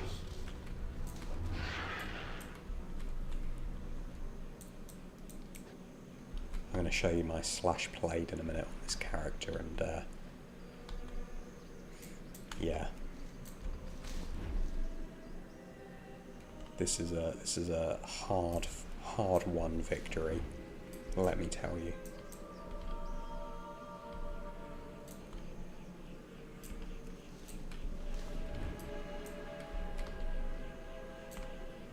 I was going to say there's been a lot of blood, sweat and tears gone into this, but no blood that I'm aware of. Some sweat, definitely. Mainly because when it's fine now because we're getting into the colder months, but if I have my window open, if I'm streaming at certain hours, you get quite a lot of noise from the road, but it's well insulated, so if it's closed, you don't really get any of that noise. So when it's been like warmer days and I've been streaming like during the day, I had to have it closed, so there has been some sweat. Tears? I don't think so. I think we've been pretty tear-free. It's been a pretty positive experience.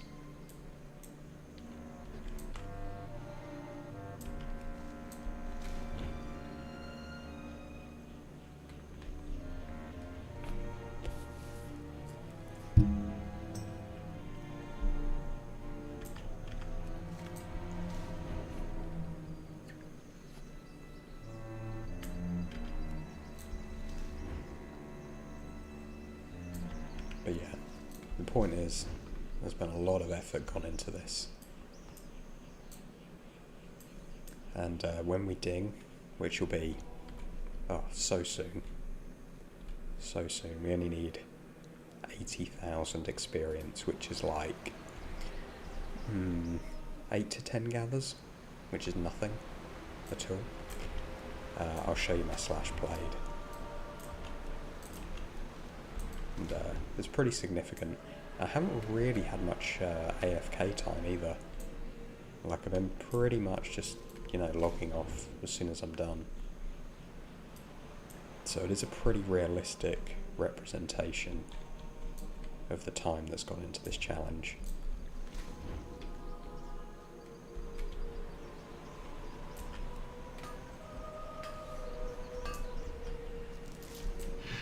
And I want to reiterate, I do have a full-time job.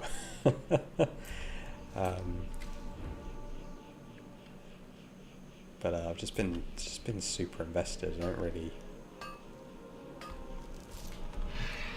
It's been a while since I've put this many hours into WoW, but honestly, with this and the video editing, I've just been having such a good time with it that it's just kind of happened naturally. Okay, we're so close, like 20k off.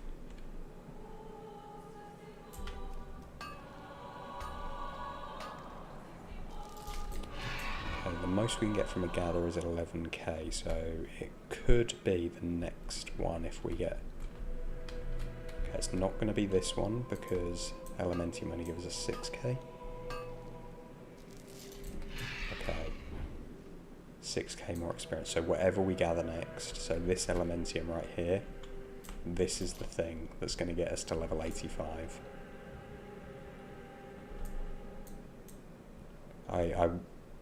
I'm not going to make the mistake that I made last time, or not last time, but in the past. I've done Alt-Z to get rid of the UI, and then done the level up like that, so you don't have any clutter. Problem is, it doesn't show the achievement or the level up thing. So yeah, definitely don't do that. Okay. We're going to have a slash cheer ready. And this is it. This is the final gather of Cataclysm content. And then we're going to be heading off into Pandaria, and I honestly cannot wait. Here we go.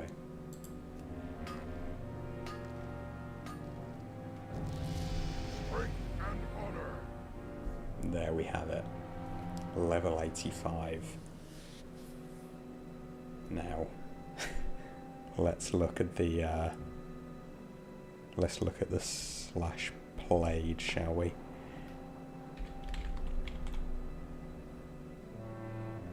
I have a rough idea of where it's going to be. Oh, we've just gone over the 4-day mark. So it's taken us 4 days and 45 minutes to get to level 85. Which is pretty mad. Like I say, not the most efficient leveling method, but hey, one of the most enjoyable. I haven't enjoyed leveling in WoW this much for a long time. Nuttis and Muck, thank you for the grats in the chat. That is yeah, very good work for one day. I think what we're going to do is we're going to half back. I'll send all of this off to my alt, and then we'll start prepping for Pandaria.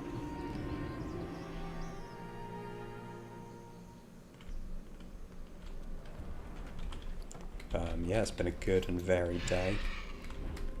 We've tried some of the Hallow's End event. We've explored a few new zones. That's our quest to... that's our breadcrumb quest to get to Pandaria. And then we've got about 3.5k in just for that last little bit in Oldham. That last half a level, we got 3.5k worth of goods. So we'll definitely send all that off. And then yeah, we're gonna head off to Pandaria. Send this all over to our alt. Jeez, there's so much stuff. And yeah, and then we'll end the stream there. So thank you very much for joining today. It's been a really good one. Been going for about 4 hours and it has not felt like that at all. So yeah, thanks for joining.